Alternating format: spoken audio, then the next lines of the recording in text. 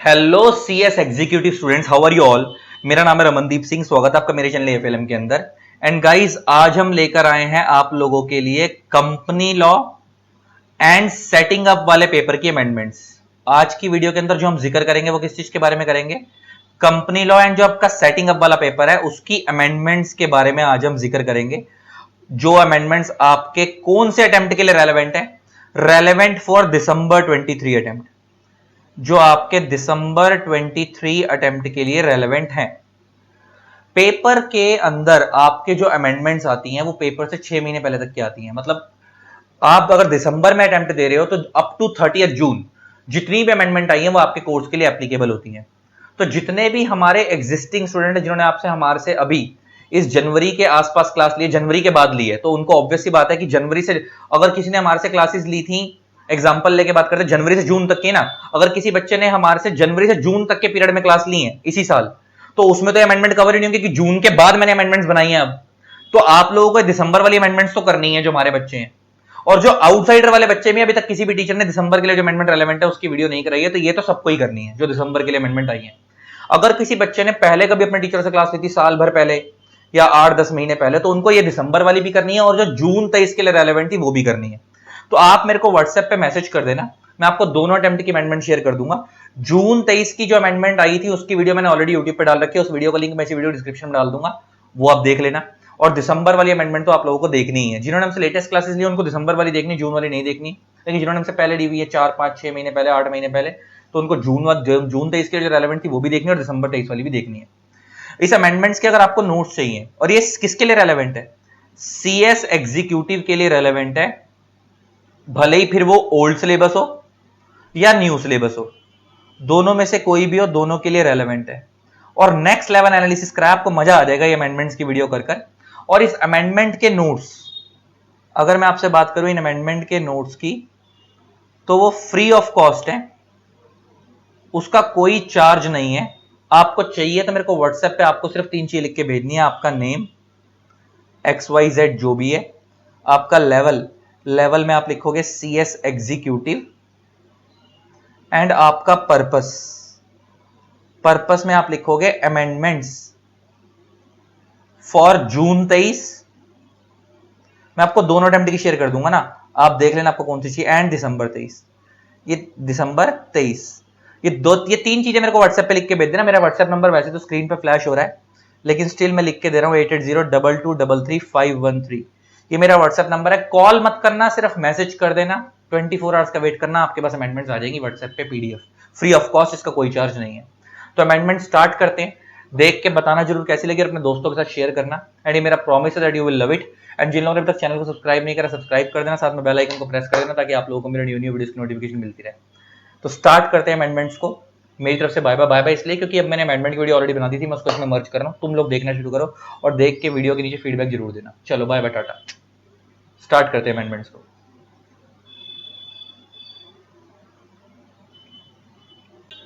तो अब गाइज हम कर रहे हैं प्रमोशन इन कॉर्पोरेशन वाले चैप्टर का नेक्स्ट लेक्चर। और वैसे आज जो मैं टॉपिक करवाऊंगा इसके अंदर अमेंडमेंट्स भी आई हैं। इन कॉर्पोरेशन ऑफ 1% कंपनी से हमने करना है। और 1% कंपनी कैसे बनाई जाती है, इसको बनाने का बिल्कुल सिंपल तरीका है। जो नॉर्मल जिस तरीके से कंपनी बनती है ना, ये भी उसी तरीके से बनेगी, बस थोड़ी बहुत छेड़ाछाड़ी होती है। वो क्या छेड़ाछाड़ी होती है अभी समझाऊंगा, क्या फर्क होता है। और ये 1% कंपनी का प्रोसीजर पढ़ेंगे, इसमें भी अमेंडमेंट आई है लेटेस्ट में। और इसके बाद हम सेक्शन 8 कंपनी को कैसे बनाते हैं उसके बारे में पढ़ेंगे, उसमें भी अमेंडमेंट आई है। अब दोनों के बारे में पढ़ेंगे। तो पहले स्टार्ट करते हैं 1% कंपनी से। तो 1% कंपनी वैसे मैंने आपको already section 2 clause 62 types of companies वाले चैप्टर के अंदर पढ़वा दिया था। वहां पे मैंने बताया था कि 1% कंपनी एक ऐसी कंपनी होती है जिसके अंदर एक ही मेंबर होता है और 100% शेयर उसी के पास होते हैं। डायरेक्टर एक मिनिमम होता है, डायरेक्टर एक से ज्यादा हो सकते हैं, डायरेक्टर 15 तक भी हो सकते हैं, लेकिन मेंबर एक ही रहेगा। डायरेक्टर एक मिनिमम, मैक्सिमम 15 तक हो सकते हैं। नेक्स्ट एक चीज हमने ये देखी थी कि अगर आपको 1% कंपनी बनानी है तो 1% कंपनी को बनाने के लिए आपको उसके नाम के अंदर 1% लिखना जरूरी है, 1% कंपनी लिखना जरूरी है। और 1% कंपनी होती प्राइवेट ही है, लेकिन इसके फीचर्स थोड़े से यूनिक होते हैं, इसलिए इसको अलग कैटेगरी बनाया गया है। और जब मैंने बोला कि 1% होती प्राइवेट ही है, तो इसके नाम के अंदर प्राइवेट लिमिटेड आएगा। तो ये पता है कैसे लिखा जाएगा, मान लो अगर प्राइवेट कंपनी है तो इसको ऐसे लिखा जाएगा एक्स प्राइवेट लिमिटेड ब्रैकेट में ओपीसी 1% कंपनी, ताकि पहचान हो जाए कि ये 1% कंपनी वाली प्राइवेट कंपनी है। या कुछ लोग इसको इस तरीके से भी लिखते हैं एक्स प्राइवेट ब्रैकेट में ओपीसी लिमिटेड, ऐसे भी लिख सकते हो तो भी कोई दिक्कत नहीं है। अपने अपने तरीके से इसका नाम लिख सकते हो, बीच में 1% कंपनी लिखा होना जरूरी है, ओपीसी लिखा होना जरूरी है ताकि इसकी पहचान हो जाए। अब बात करते हैं, आपको मैंने एक चीज पढ़वाई थी जब आप लोगों ने टाइप्स ऑफ कंपनी वाला चैप्टर पढ़ा था कि अगर आपको 1% कंपनी बनानी है तो 1% कंपनी का जो मेंबर होगा वो नेचुरल पर्सन होना चाहिए, इंडियन सिटीजन होना चाहिए, रेजिडेंट इन इंडिया वो है या नहीं उससे फर्क नहीं पड़ता। पहले ऐसा होता था कि वो रेजिडेंट इन इंडिया होना भी जरूरी है, लेकिन अब वो रेजिडेंट इन इंडिया का कोई क्राइटेरिया नहीं है, वो है या नहीं उससे फर्क नहीं पड़ता। और सेम जब 1% कंपनी आप अपॉइंट करते हो तो उसका एक नॉमिनी भी अपॉइंट करना पड़ेगा। जैसे मान लो आपने एक एक्स प्राइवेट लिमिटेड ओपीसी बनाई, अब मान लो उसका आपने मेंबर बनाया मिस्टर ए, ये मेंबर है, इसी के नीचे एक नॉमिनी भी अपॉइंट किया जाएगा, इसका मान लो उसका नाम है मिस्टर बी, ये इसका नॉमिनी होगा। इसका काम क्या होगा कि कल को अगर इस मेंबर की डेथ हो जाती है या ये वाला पर्सन अनसाउंड माइंड हो जाता है तो इसकी जगह पर ये नीचे वाला नॉमिनी आकर क्या बन जाएगा, मेंबर बन जाएगा, फिर ये अपने नीचे नॉमिनी अपॉइंट कर लेगा। इसका ये रोल होता है। तो अगर आपको 1% कंपनी का मेंबर बनना है या नॉमिनी बनना है, दोनों में से कुछ भी बनना है, तो आपको दो कंडीशन का ध्यान रखना पड़ता है। एक तो आप नेचुरल पर्सन होने चाहिए, दूसरा आप इंडियन सिटीजन होने चाहिए। बस ये दो चीजों का ध्यान रखना, एक नेचुरल पर्सन, दूसरा Indian citizen. Resident in India अब हो या नहीं हो उससे फर्क नहीं पड़ता, पहले फर्क पड़ता था, अब फर्क नहीं पड़ता कि आप रेजिडेंट इंडिया हो या नहीं, पहले फर्क पड़ता था, अब फर्क नहीं पड़ता।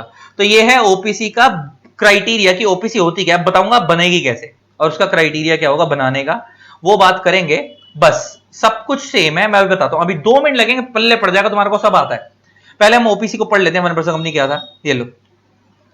तो पहले 1% क्या है, 1% कंपनी मीन्स अ कंपनी जिसके अंदर एक ही पर्सन एज अ मेंबर है। इसको बनाने के लिए क्या ध्यान है, only a natural person who is an Indian citizen, natural person who is an Indian citizen whether resident in India और अदरवाइज। अदरवाइज का मतलब नॉट कि रेजिडेंट इंडिया है या नहीं, इससे फर्क नहीं पड़ता। और पहले मैंने ब्रैकेट में क्या लिखा, earlier it was written that he must be resident India, पहले लिखा हुआ था कि वो रेजिडेंट इंडिया होना जरूरी है, लेकिन अब ऐसा कुछ नहीं है। रेजिडेंट इंडिया के ब्रैकेट में अदरवाइज कर दो, इसका मतलब है कि रेजिडेंट इंडिया है या नहीं है उससे फर्क नहीं पड़ता, लेकिन दो कंडीशन पूरी होनी जरूरी है। एक वो नेचुरल पर्सन होना चाहिए, मतलब तुम्हारे मेरे ऐसा इंसान होना चाहिए, दूसरा वो इंडियन सिटीजन होना चाहिए। और इसके लिए आपको दो साथ में, अच्छा ये दो कंडीशन किसके लिए है, अगर shall be eligible to incorporate 1% company, जो ओपीसी का मेंबर है उसको भी दोनों कंडीशन पूरी करनी है।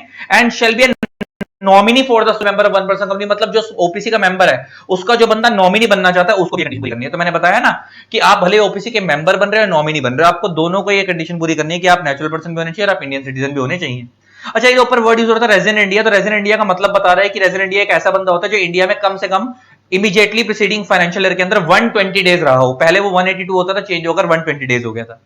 बस ये ध्यान रखना। अब मेन यहां से स्टार्ट होगा कि अगर पेपर में आ गया ओपीसी बनानी है तो कैसे बनेगी, अब मैं बताता हूं, सुनना पड़े ध्यान से, मजा आएगा, यू विल लव इट।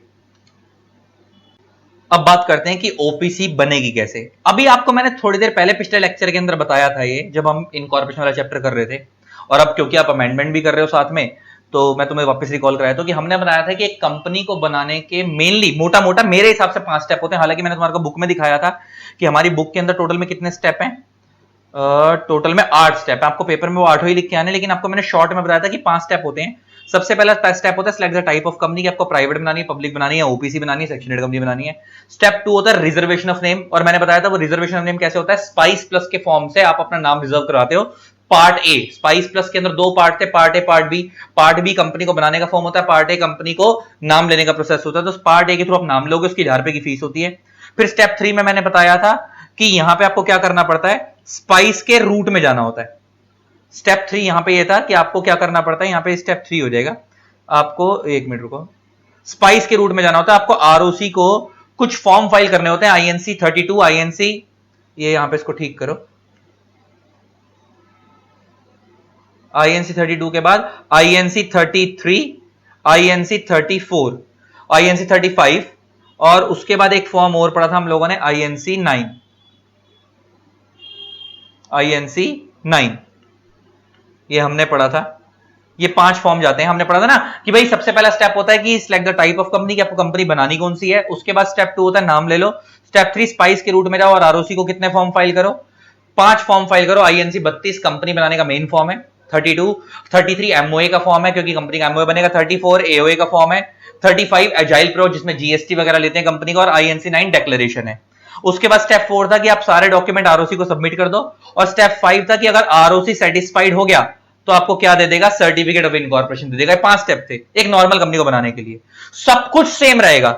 बस जो अटैचमेंट जाती थी ना, मैंने आपको बताया था कि आईएनसी 32 के अंदर कुछ अटैचमेंट्स लगकर जाती हैं, कुछ चीजें लगकर जाती हैं, मैंने आपको बताया था। ये रही स्पाइस के फॉर्म के अंदर ये अटैचमेंट्स लगकर जाती है, मैंने तुम्हारे को दिखाई थी, कहां गई, ये रही कि भाई जो जो कंपनी बना रहे हैं उनका आइडेंटिटी प्रूफ, आधार कार्ड, पैन कार्ड जाता है ना, इलेक्ट्रिसिटी बिल की कॉपी जिस जगह पे बना रहे हो वो जाती है, अगर वो जगह किराए पे तो रेंट एग्रीमेंट जाता है, जो जो बंदे डायरेक्टर बनना चाहते हैं उनका कंसेंट लेटर जाता है, जिस जगह पे आप बना रहे हो वहां पे एक एनओसी जाती है, लेटेस्ट बैंक स्टेटमेंट जाती है।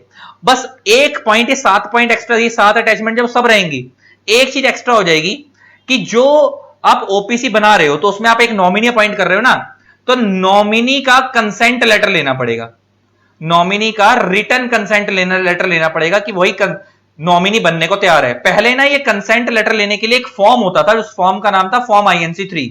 मतलब सरकार ने एक बना बनाया फॉर्मेट दिया था कि नॉमिनी जो कंसेंट देगा वो इस फॉर्म में देगा। अब ये आईएनसी 3 फॉर्म को अबॉलिश कर दिया गया, अब आईएनसी 3 नहीं है, बस अब इतना, उसकी जगह सिर्फ इतना वर्ड लिख दिया कंसेंट लेटर, तो कंसेंट तो आज भी लेनी है लेकिन फॉर्म आईएनसी 3 में नहीं लेनी, तो मतलब बन गई ओपीसी, बस यही था। तो जैसे आप एक नॉर्मल कंपनी बनाते हो सब कुछ सेम रहेगा, बस एक चीज एक्स्ट्रा रहेगी, क्या कि आपको नॉमिनी की कंसेंट लेनी पड़ेगी, क्योंकि नॉमिनी का कंसेप्ट सिर्फ 1% कंपनी में होता है कि कल को अगर वो एक ही बंदा है, अगर वो मर गया तो उसकी जगह पे आके नॉमिनी कंपनी चलाएगा, तो वो जो नॉमिनी आकर उस कंपनी को चलाएगा तो वो नॉमिनी की कंसेंट लेनी है बस एक्स्ट्रा, बस यही है। तो इसका मतलब एक कंपनी अगर आपको बनानी है तो नॉर्मल कंपनी बनानी है तो सब कुछ 5 स्टेप होते हैं नॉर्मली, जो हमारे हिसाब से शॉर्ट में। भाई सबसे पहले सिलेक्ट करो बनानी कौन सी है, उसके बाद नाम ले लो, उसके बाद स्पाइस के रूट में 5 फॉर्म फाइल करने होते, 32, 33, 34, 35, 9 सारे डॉक्यूमेंट सबमिट कर दो और आरओसी सेटिस्फाइड हो गया स्टेप 5 में, तो आरओसी सर्टिफिकेट ऑफ इनकॉर्पोरेशन दे देगा, कंपनी बन जाएगी। ये जो आईएनसी 32 वाला फॉर्म था ये मेन फॉर्म है, इसी के अंदर बहुत सारी अटैचमेंट्स लगकर जाती है, मैंने आपको बताया था। उन अटैचमेंट्स में जितनी अटैचमेंट जा रही थी, ये आइडेंटिटी प्रूफ, जो लोग उस कंपनी को बना रहे हैं उनका रेजिडेंस प्रूफ, आधार कार्ड हो गया, आइडेंटिटी प्रूफ में पैन कार्ड आ गया, रेंट एग्रीमेंट अगर किराए की जगह तो उसकी कॉपी, DI2 डायरेक्टर जो बन रहे हैं उनका कंसेंट लेटर, एनओसी, ये सब जो लगता है, लेटेस्ट बैंक स्टेटमेंट जो सब लगता था वो सब लगेगा। बस एक चीज एक्स्ट्रा रहेगी, अगर आप 1% कंपनी बना रहे हो तो उस नॉमिनी की रिटर्न कंसेंट, बस बन गई ओपीसी, बाकी सब कुछ सेम है। तो अगर एक नॉर्मल कंपनी बनानी है तो वही सारा प्रोसेस रहेगा जो ये वाला है, अगर एक ओपीसी बनाना है तो भी सारा प्रोसेस सेम है, बस ये चीज एक्स्ट्रा, ये 8 पॉइंट एक्स्ट्रा ले जाएगा। नॉम का जो अटैचमेंट लगती है उसमें नॉमिनी की कंसेंट एक्स्ट्रा लगेगी, बस पहले वो आईएनसी 3 में जाती थी, अब उसके लिए कोई फॉर्म नहीं है, अब सिर्फ नॉर्मल जाएगी, वो सिर्फ कंसेंट लेटर एक किसी प्लेन पेपर पे फॉर्मेट पे दे दो। जरा पढ़ना क्या बोलता है, नॉमिनेशन बाय द सब्सक्राइबर और मेंबर ऑफ 1% कंपनी, क्या बोलता है, according to section 3 subsection 1 the memorandum of 1% company shall indicate the name of the other person with his prior written consent. आपको एक नाम डालना पड़ेगा एमओए में, उसकी कंसेंट लेकर, रिटन में कंसेंट लेनी है। Who shall in the event of subscriber death or his incapacity to contract become the member of the company, and the written consent of such person shall also be filed to the registrar at the time of incorporation of 1% company along with his MOA and AOA। तो sir जब आप company बनाओगे तो company में तक MOA की copy तो ROC को सबमिट करोगे, तो साथ में जो बंदा नॉमिनी बनना चाहता है, अच्छा ये नॉमिनी का काम क्या है हमने पढ़ लिया कि कल को अगर जो मेन मेंबर है ओपीसी का, जैसे मैंने तुम्हारे को बताया कि अगर ओपीसी का जो मेन मेंबर है उसकी डेथ हो जाती है तो उसकी जगह पर आकर कौन बनेगा, ये नॉमिनी मेंबर बनेगा, उसका ये काम है। तो उसकी रिटर्न में कंसेंट लेनी है, और जब आप कंपनी बना रहे हो डॉक्यूमेंट फाइल करो उसके साथ ही लगानी है। और ये कंसेंट किस में लगाकर देनी है, देखो बता रहा है रूल 4 ये कहता है कि state the name of the person nominated shall be mentioned in the MOA of 1% company and such nomination detail along with the consent of such nominee shall be filed in form number INC 32 spice plus. आ गई ना, company बनते के time पे जब spice plus का form लगा रहे उसी के अंदर उस नॉमिनी का कंसेंट लेटर भी लगाकर दे देना साथ में।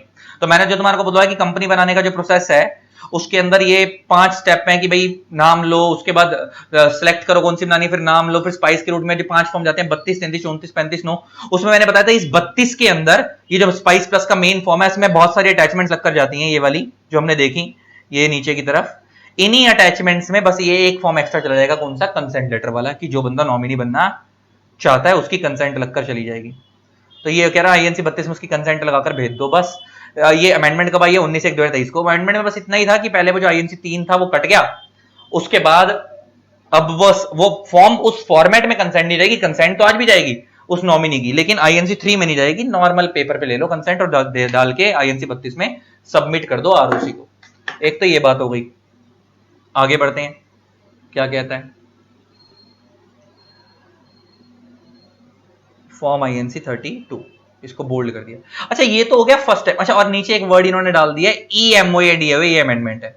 पहले यहां पे ना वर्ड खाली एमओए एओए लिखा था, अब लिखा है ई एमओए ईओए, क्योंकि आपको पता होगा मेमोरेंडम आर्टिकल का फॉर्म इलेक्ट्रॉनिक फॉर्म है, फिजिकल फॉर्म तो है नहीं, तो खाली मेमोरेंडम आर्टिकल लिखना वैसे भी गलत था, इसलिए आगे ई लगा दिया फॉर इलेक्ट्रॉनिक। कि जो एमओए एओए जब आप कंपनी बनाते हो, तो जो आप मैंने तुम्हारे को बताया कंपनी बनाने के लिए जो आपको फॉर्म फाइल करने होते हैं 32, 33, 34, 35, ये जो सारे फॉर्म आपको फाइल करने हैं ऊपर वाले, ये कोई फिजिकल फॉर्म थोड़ी है, ये सब एमसीए की साइट पे अपलोड होते हैं, ई फॉर्म है सारे, है ना। और अब तो अपलोड भी नहीं होते आजकल, तो वहीं पे मैंने तुम्हारे को दिखाया था जाकर पिछले वाले लेक्चर में, वहीं पे जाकर फिल करने होते हैं, एमसीए की साइट पे जाकर ही बने बनाए फॉर्म होते हैं, इनको वेब बेस्ड फॉर्म बोलते हैं। तो आप सबमिट कर दो। अच्छा, ये बात तो खत्म हो गई कि भाई आपने कंपनी बनते के टाइम पे नॉमिनी अपॉइंट कर लिया। अब मान लो एक क्वेश्चन उठता है कि अब कंपनी बन चुकी है, अब कंपनी बन चुकी है, बनने के बाद उसमें से जो नॉमिनी है, जो नॉमिनी बना हुआ था, वो अपनी कंसेंट विड्रॉ करना चाहता है, मतलब वो कहता है कि मैं नॉमिनी नहीं रहना चाहता, तो अब नया नॉमिनी अपॉइंट करना पड़ेगा। देखो जैसे मान लो एक कंपनी बन गई एक्स प्राइवेट लिमिटेड, ओपीसी बन गई, मान लो उस टाइम पे इसके अंदर दो बंदे अपॉइंट करेगा, एक मिस्टर ए को मेंबर बनाया गया एंड मिस्टर बी को इसका नॉमिनी बनाया गया। तो जिस टाइम ये कंपनी बनी थी, तो उस टाइम पे इस नॉमिनी की अपॉइंटमेंट जो हुई थी, उसमें हमने दो चीजों का ध्यान दिया था। एक तो हमने उसकी रिटर्न में कंसेंट ली थी कि हाँ भाई वो नॉमिनी बनने को तैयार है, एक तो हमने उसकी क्या ली थी, रिटर्न में कंसेंट ली थी। और दूसरी चीज जो हमने वहां पे ली थी ना, वो पता क्या था कि आईएनसी 32 के अंदर उसको लगाकर भेज दिया था, उस कंसेंट लेटर को किस में अटैच कर दिया था, फॉर्म आईएनसी 32 में अटैच कर दिया था। और आईएनसी 32 कंपनी बनने का फॉर्म है, उसी के अंदर ही लगकर चली गई थी। लेकिन अब दिक्कत यह है कि अब तो कंपनी बन चुकी है, तो आईएनसी 32 का रोल तो खत्म हो गया। अब मान लो कंपनी बनने के बाद अब क्या हो रहा है कि भाई ये जो नॉमिनी है ना, ये रहना नहीं चाहता इसके साथ, ये इसका नॉमिनी नहीं बनना चाहता, ये नॉमिनी अपनी कंसेंट विड्रॉ करना चाहता है। ये कहता है कि भाई मैं तेरा नॉमिनी नहीं बनना चाहता, तो हम कहेंगे भाई कोई बात नहीं बनना चाहता तो कोई बात नहीं, लेकिन अब ये जाएगा तो इसकी जगह कोई और तो लेके आना पड़ेगा ना। तो अब जो नया नॉमिनी अपॉइंट होगा, अब कैसे अपॉइंट होगा, तो अब आईएनसी 32 दोबारा थोड़ी आएगा। आईएनसी 32 के अंदर जो देखो नॉमिनी के अपॉइंटमेंट फर्स्ट टाइम तो आईएनसी 32 के थ्रू ही हो गई थी, अलग से कुछ नहीं करना पड़ा था, आईएनसी 32 में ही उसकी कंसेंट लेटर लगा दी और वो अपॉइंट हो गया। लेकिन अब वो तो 32 तो कंपनी बनने का फॉर्म है, तो उसी में जुगाड़ हो गया। लेकिन अब कंपनी बन चुकी है, तो अब दोबारा आईएनसी 32 थोड़ी जाएगा। लेकिन अभी नॉमिनी ये कहता है कि मैं नहीं बनना चाहता, अपनी कंसेंट विड्रॉ कर रहा है, तो इसकी जगह मान लो हम किसी मिस्टर सी को न्यू नॉमिनी अपॉइंट करना चाहते हैं, तो अब इसको कैसे करेंगे। तो लॉ कहता है कि इस जो न्यू नॉमिनी को अपने अपॉइंट करना है, इसकी अपॉइंटमेंट होगी आईएनसी 4 में। तो अब जो फॉर्म जाएगा वो कौन सा जाएगा, आईएनसी 4। और इस नॉमिनी की रिटर्न कंसेंट लेनी पड़ेगी, वो पहले आईएनसी 3 में लेनी होती थी, वो तो मैंने बताया ना आईएनसी 3 तो अबॉलिश हो गया, कोई लेना देना ही नहीं है। तो आईएनसी 3 की जगह वर्ड क्या आ गया, रिटर्न कंसेंट, और वो रिटर्न कंसेंट किस में लगकर जाएगी, आईएनसी 4 में लग के जाएगी। तो इसका मतलब सिंपल सा प्रोसेस ये है, अगर आप इसको अपने दिमाग में ऐसे बिठा लो कि अगर आप ओपीसी बना रहे हो और फर्स्ट टाइम नॉमिनी अपॉइंट कर रहे हो, तो उस टाइम तो नॉमिनी को अपॉइंट करने के अलग से कोई फॉर्म फाइल नहीं करना, जो आईएनसी 32 कंपनी बनाने का मेन फॉर्म है उसी के अंदर बस उसका रिटर्न कंसेंट लेटर लगा दो, नॉमिनी अपॉइंट हो जाएगा। लेकिन एक बार अगर ओपीसी बन गई और उसके बाद आप उस नॉमिनी को हटा रहे हो और उसकी जगह पे नया नॉमिनी लेकर आ रहे हो, या वो खुद जा रहा है या आप हटा रहे हो, उसकी जगह नया नॉमिनी लेकर आ रहे हो, तो अब जो नए नॉमिनी की अपॉइंटमेंट होगी वो आईएनसी 4 के थ्रू होगी, आईएनसी 32 के थ्रू नहीं होगी। और उसके रिटर्न कंसेंट उसकी आज भी ली जाएगी, और पहले वो रिटर्न कंसेंट वाला लेटर आईएनसी 32 में लगकर गया था, अभी रिटर्न कंसेंट वाला लेटर आईएनसी 4 में लग के जाएगा। बस सब कुछ सेम है, बस आईएनसी 32 की जगह आईएनसी 4 हो जाएगा। ये कब होएगा, कंपनी बनने के बाद, अगर आप नॉमिनी चेंज करते हो खुद या वो खुद चला जाता है तब। अब पढ़ना, तो यहां पे क्या बोलता है, बस बाकी सब सेम है, पढ़ो। Withdrawal of consent by nominee, मतलब नॉमिनी कहता है कि भाई मैं नॉमिनी नहीं रहना चाहता, मैं अपनी कंसेंट विड्रॉ करना चाहता हूं।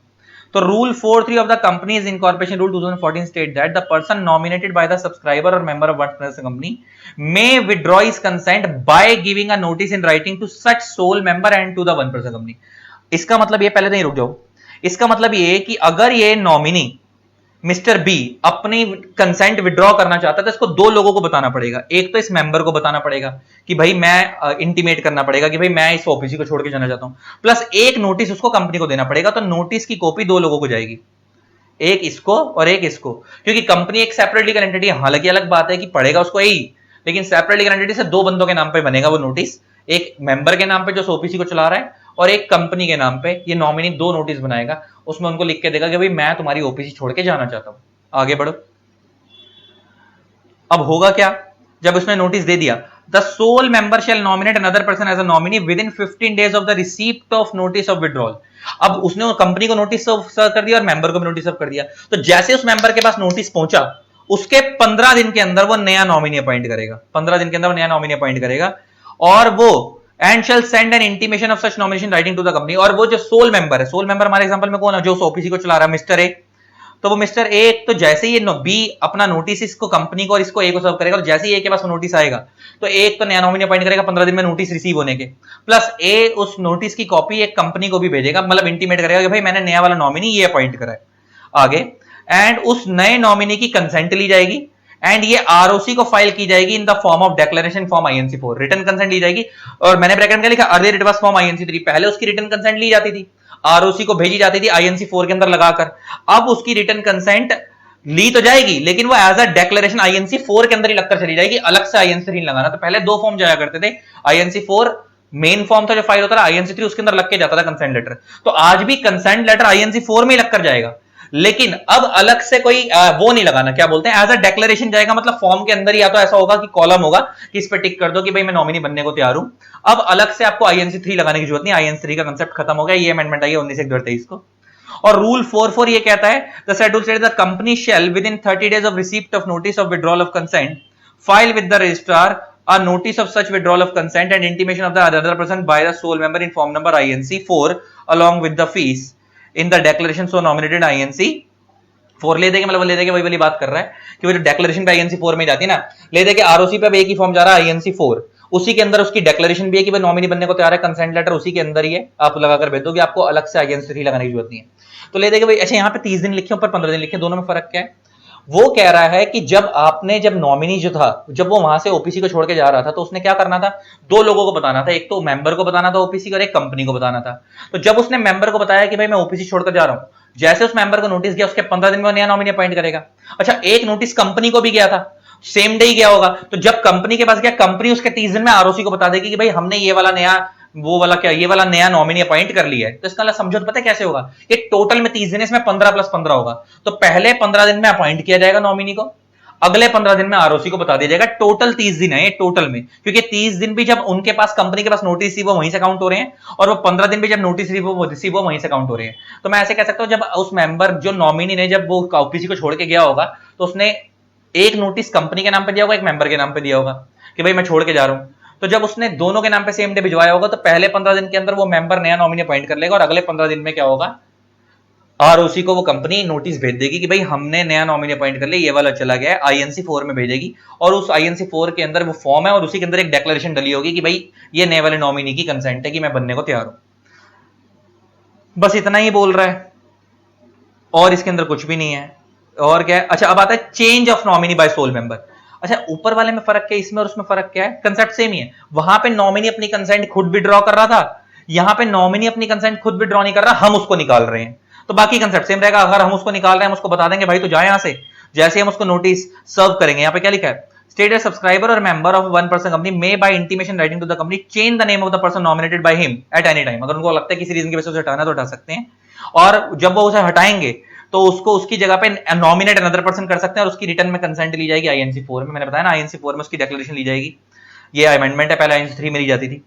और उसके बाद जब उसकी रिटर्न में कंसेंट ले ली गई, उसके बाद आरओसी को बता दिया जाएगा कि भाई हमने नया नॉमिनी अपॉइंट कर लिया है, उसकी डिटेल 30 दिन के अंदर। तो इसकी जगह पे जब नया अपॉइंट कर लिया है तो यहाँ पे क्या लिखा है, new nominee with in 30 days of receipt of intimation. यहाँ पे क्या लिखा है कि the company shell receive such intimation file with the registrar a notice of such change in form number INC4। तो अगर मैं ओपीसी का मेंबर हूं और मैं हटाना चाहता हूं अपने इस एग्जिस्टिंग नॉमिनी को, तो मैं कंपनी को एक नोटिस सर्व करूंगा कि भाई मैं अपने नॉमिनी को हटाना चाहता हूं, तो भाई, और जो नया नॉमिनी में अपॉइंट करना चाहता हूं उसकी कंसेंट दिलवा दूंगा INC4 में। और जैसे ही मैं इंटीमेट कंपनी को करूंगा, कंपनी उसके 30 दिन के अंदर आरओसी को एक फॉर्म फाइल कर देगी INC4। वही वाला कंसेप्ट है कि जैसी कंपनी को इंटीमेट हो, कंपनी आरओसी को इंटीमेट कर देगी INC4 में कि भाई नया नॉमिनी अपॉइंट कर लिया गया है INC4 में, और INC4 के अंदर उसकी कंसेंट होगी, INC4 आरसी हो जाए, अब एक ही फॉर्म जाएगा। पहले होता था INC4 जाता था, INC3 उसमें कंसेंट लग कर जाती थी, 2 फॉर्म जाते थे। अब कंसेंट उस INC4 के अंदर चली जाएगी और वही मेन फॉर्म है, वही फाइल हो जाएगा एज अ डिक्लेरेशन, खत्म। और नेक्स्ट आता है डेथ और इनकैपेसिटी ऑफ सोल मेंबर। यहाँ पे क्या है कि जो ऊपर वाला मेंबर है, अब ऊपर वाले 2 केस पता क्या था, यहाँ पे ये था कि पहले वाले केस में नॉमिनी खुद छोड़ के जा रहा है, दूसरे वाले केस में हम नॉमिनी को निकाल रहे हैं।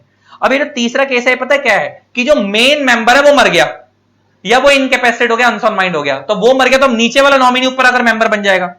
यहां इस वाले केस में क्या हो रहा है कि ऊपर वाले पहले वाले केसेस में तो क्या हो रहा था कि ये जो ए था वो बी को या तो निकाल रहा था या बी खुद जा रहा था।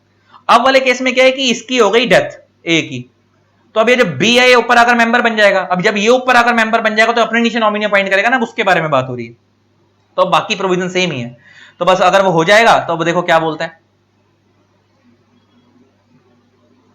तो यहां पर वो नीचे क्या बोल रहा है कि अगर मेन मेंबर की डेथ हो गई तो जो अब ये नीचे वाला नॉमिनी ऊपर आकर मेंबर बन जाएगा, तो न्यू मेंबर जो है जब ये नीचे आकर ऊपर मेंबर बन गया तो अपने 15 दिन के अंदर वो, जब वो मेंबर बना उसके 15 दिन में वो नया नॉमिनी अपॉइंट करेगा, और फिर उसके बाद जब वो अपॉइंट हो जाएगा तो वो कंपनी को इंटीमेट करेगा और कंपनी 30 दिन में आरओसी को बता देगी आईएनसी 4 के अंदर। सब कुछ सेम है। और नीचे वो यही बता रहा है कि ओपीसी जब भी आप बनाओगे तो नाम में 1% कंपनी लिखना जरूरी है। तो इस पूरे ओपीसी कंसेप्ट में अमेंडमेंट क्या है, आपको कहानी समझ आ गई है। ले दे कि सिर्फ कहानी इतनी है, कहानी यही आई है कि आईएनसी 3 का कंसेप्ट खत्म हो गया, आईएनसी 4 में ही कंसेंट एज डिक्लेरेशन जाएगी और आईएनसी 4 एक ही फॉर्म फाइल होगा बस। और ये भी सिर्फ कब होगा, कंपनी बनने के बाद अगर ऐसी हरकत हो रही है तो। अगर कंपनी बनते के टाइम पे ही ऐसा कुछ हो गया था, अगर कंपनी बनते के टाइम पे ही आपको नॉमिनी अपॉइंट करना था, तो अब तो आईएनसी 32 में अपॉइंट हो जाएगा और उसकी रिटन कंसेंट लगा दी जाएगी, अलग से आईएनसी 4 फाइल करने की जरूरत नहीं है। लेकिन अगर कंपनी बनने के बाद आप नया नॉमिनी अपॉइंट करते हो तो फिर किस में होगी, आईएनसी 4 के अंदर अपॉइंटमेंट होगी और कंसेंट भी आईएनसी 4 में चली जाएगी। आईएनसी 3 लक्ष्य लगा है।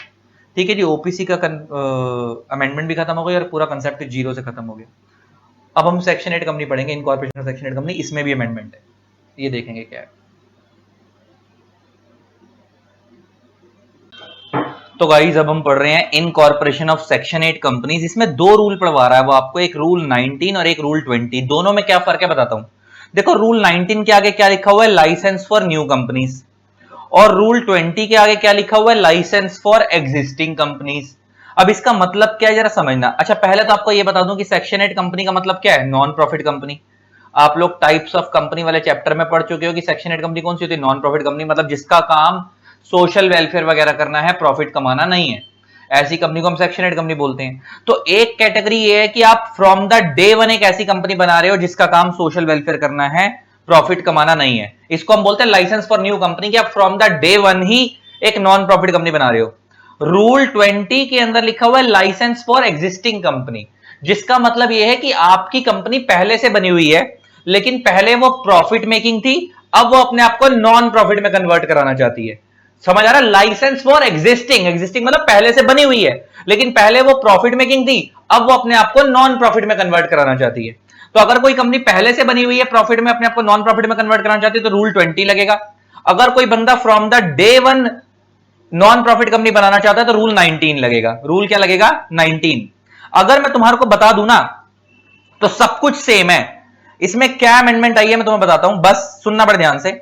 एक नॉर्मल कंपनी बनाने का जो प्रोसीजर होता है वही इसको भी बनाने का प्रोसीजर है। क्या फर्क है बताता हूं, सुनना बड़े ध्यान से, सुनना बड़े ध्यान से। पहले हम लाइसेंस फॉर न्यू कंपनीज के बारे में पढ़ते हैं।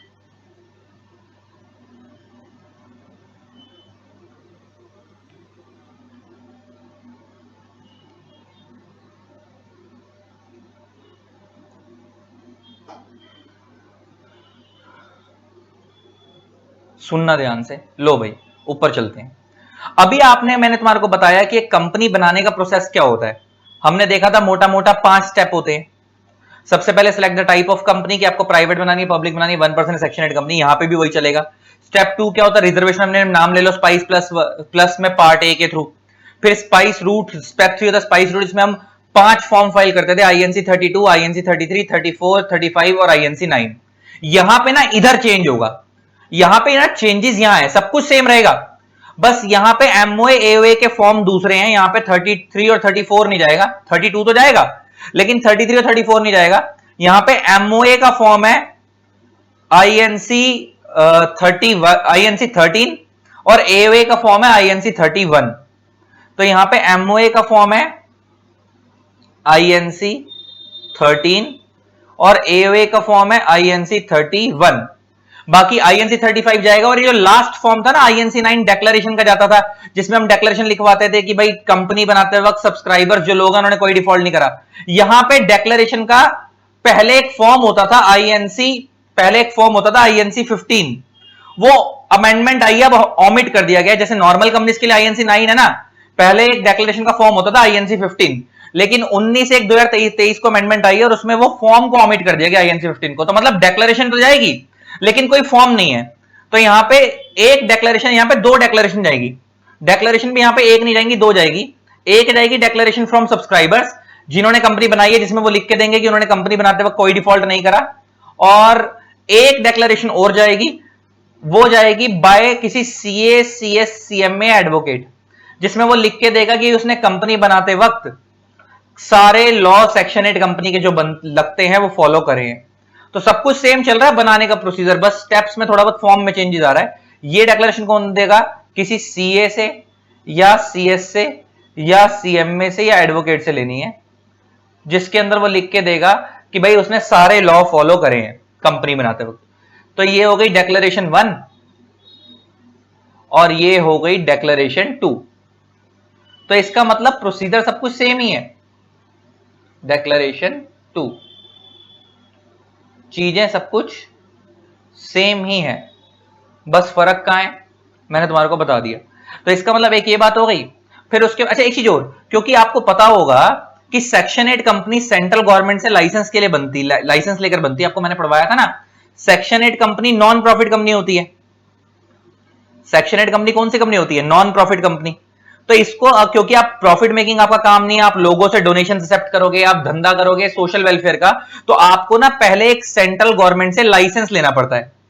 तो पहले ना लाइसेंस ऑब्टेन करने के लिए एक फॉर्म जाता था, उस फॉर्म का नाम था INC 12। लेकिन ना ये वाला फॉर्म अब इधर के लिए ऑमिट कर दिया गया, पूरा अबॉलिश नहीं हुआ। अब इसका लॉजिक बताऊंगा। अगर कोई कंपनी पहले से प्रॉफिट मेकिंग बनी हुई है और वो अपने आप को नॉन प्रॉफिट में कन्वर्ट कराना चाहती है, तो उसको तो आज भी INC 12 ही भेजना पड़ेगा। लेकिन अगर कोई बंदा first time non profit company बना रहा है, तो उसको अब INC 12 अलग से फाइल करने की जरूरत नहीं है, उसको INC 32 जो कंपनी बनाने का मेन फॉर्म है, इसी के थ्रू लाइसेंस मिल जाएगा। लाइसेंस भी इसी के थ्रू मिल जाएगा, उसको अलग से INC 12 फाइल करने की जरूरत नहीं है। तो मैंने फर्क बताया, फर्क क्या होता है जी, पहले क्या होता था और अब क्या होता है। पहले ये होता था कि अगर किसी को नॉन प्रॉफिट कंपनी बनानी है तो उसको सेंट्रल गवर्नमेंट से पहले लाइसेंस लेना होता था, और लाइसेंस लेने के लिए फॉर्म कौन सा जाता था? INC 12। मैंने क्या बताया कि अब लॉ मेकर ने प्रोसेस इजी करने के लिए अब ये बोल दिया कि अगर आप first time non profit company बना रहे हो फ्रॉम द डे वन ही, तो अब आपको INC 12 फाइल करने की जरूरत नहीं है। आप सीधा INC 32 जो कंपनी बनाने का मेन फॉर्म है फाइल करोगे, आपको उसी के थ्रू लाइसेंस मिल जाएगा। तो INC 12 यहां तो नहीं जाएगा, लेकिन यहां पे एक दूसरा देखो, ये तो रूल 19 की बात हो गई, तो यहां तो INC 12 नहीं जाएगा। लेकिन रूल 20 बताया था ना मैंने तुम्हारे को, ये किसके लिए था? लाइसेंस फॉर एग्जिस्टिंग कंपनी, कि अगर कोई कंपनी पहले से प्रॉफिट मेकिंग बनी हुई है और वो अपने आप को नॉन प्रॉफिट में कन्वर्ट कराना चाहती है, तो मैंने तुम्हारे को बताया था कि उसके लिए रूल 20 है। तो उधर INC 12 आज भी जाएगा, वहां पे INC 12 आज भी है इसका, क्योंकि INC 32 तो कंपनी बनाने का प्रोसेस है, फॉर्म है ना, और कंपनी तो बनी हुई है। यहां पे लिखे वर्ड क्या लिखा? एग्जिस्टिंग कंपनी, तो कंपनी तो पहले से बनी हुई है। तो अब अपने आप को वो नॉन प्रॉफिट में कन्वर्ट कराना चाहती है, तो ऐसी कंपनी को वो नहीं लेना, ऐसी कंपनी को यहां पे क्या नहीं करना, ऐसी कंपनी को यहां पे INC 32 दोबारा फाइल नहीं करना, इसको लाइसेंस लेने के लिए INC 12 फाइल करना पड़ेगा। तो INC 12 टोटली अबॉलिश नहीं हुआ, सिर्फ कहां से अबॉलिश किया गया है, कहां से उसका कंसेप्ट खत्म करा गया है? सिर्फ जब फर्स्ट टाइम आप सेक्शन 8 कंपनी बना रहे हो, फ्रॉम द डे वन ही जो वर्क कैसे करेगी? सेक्शन 8 कंपनी से करेगी। तो अब आपको समझ आ गया कि सेक्शन 8 कंपनी को बनाने का प्रोसीजर क्या है। तो सब कुछ सेम रहेगा, बस मैंने बीच में क्या बताया, सबसे पहले select the type of company करो, बनानी कौन सी है।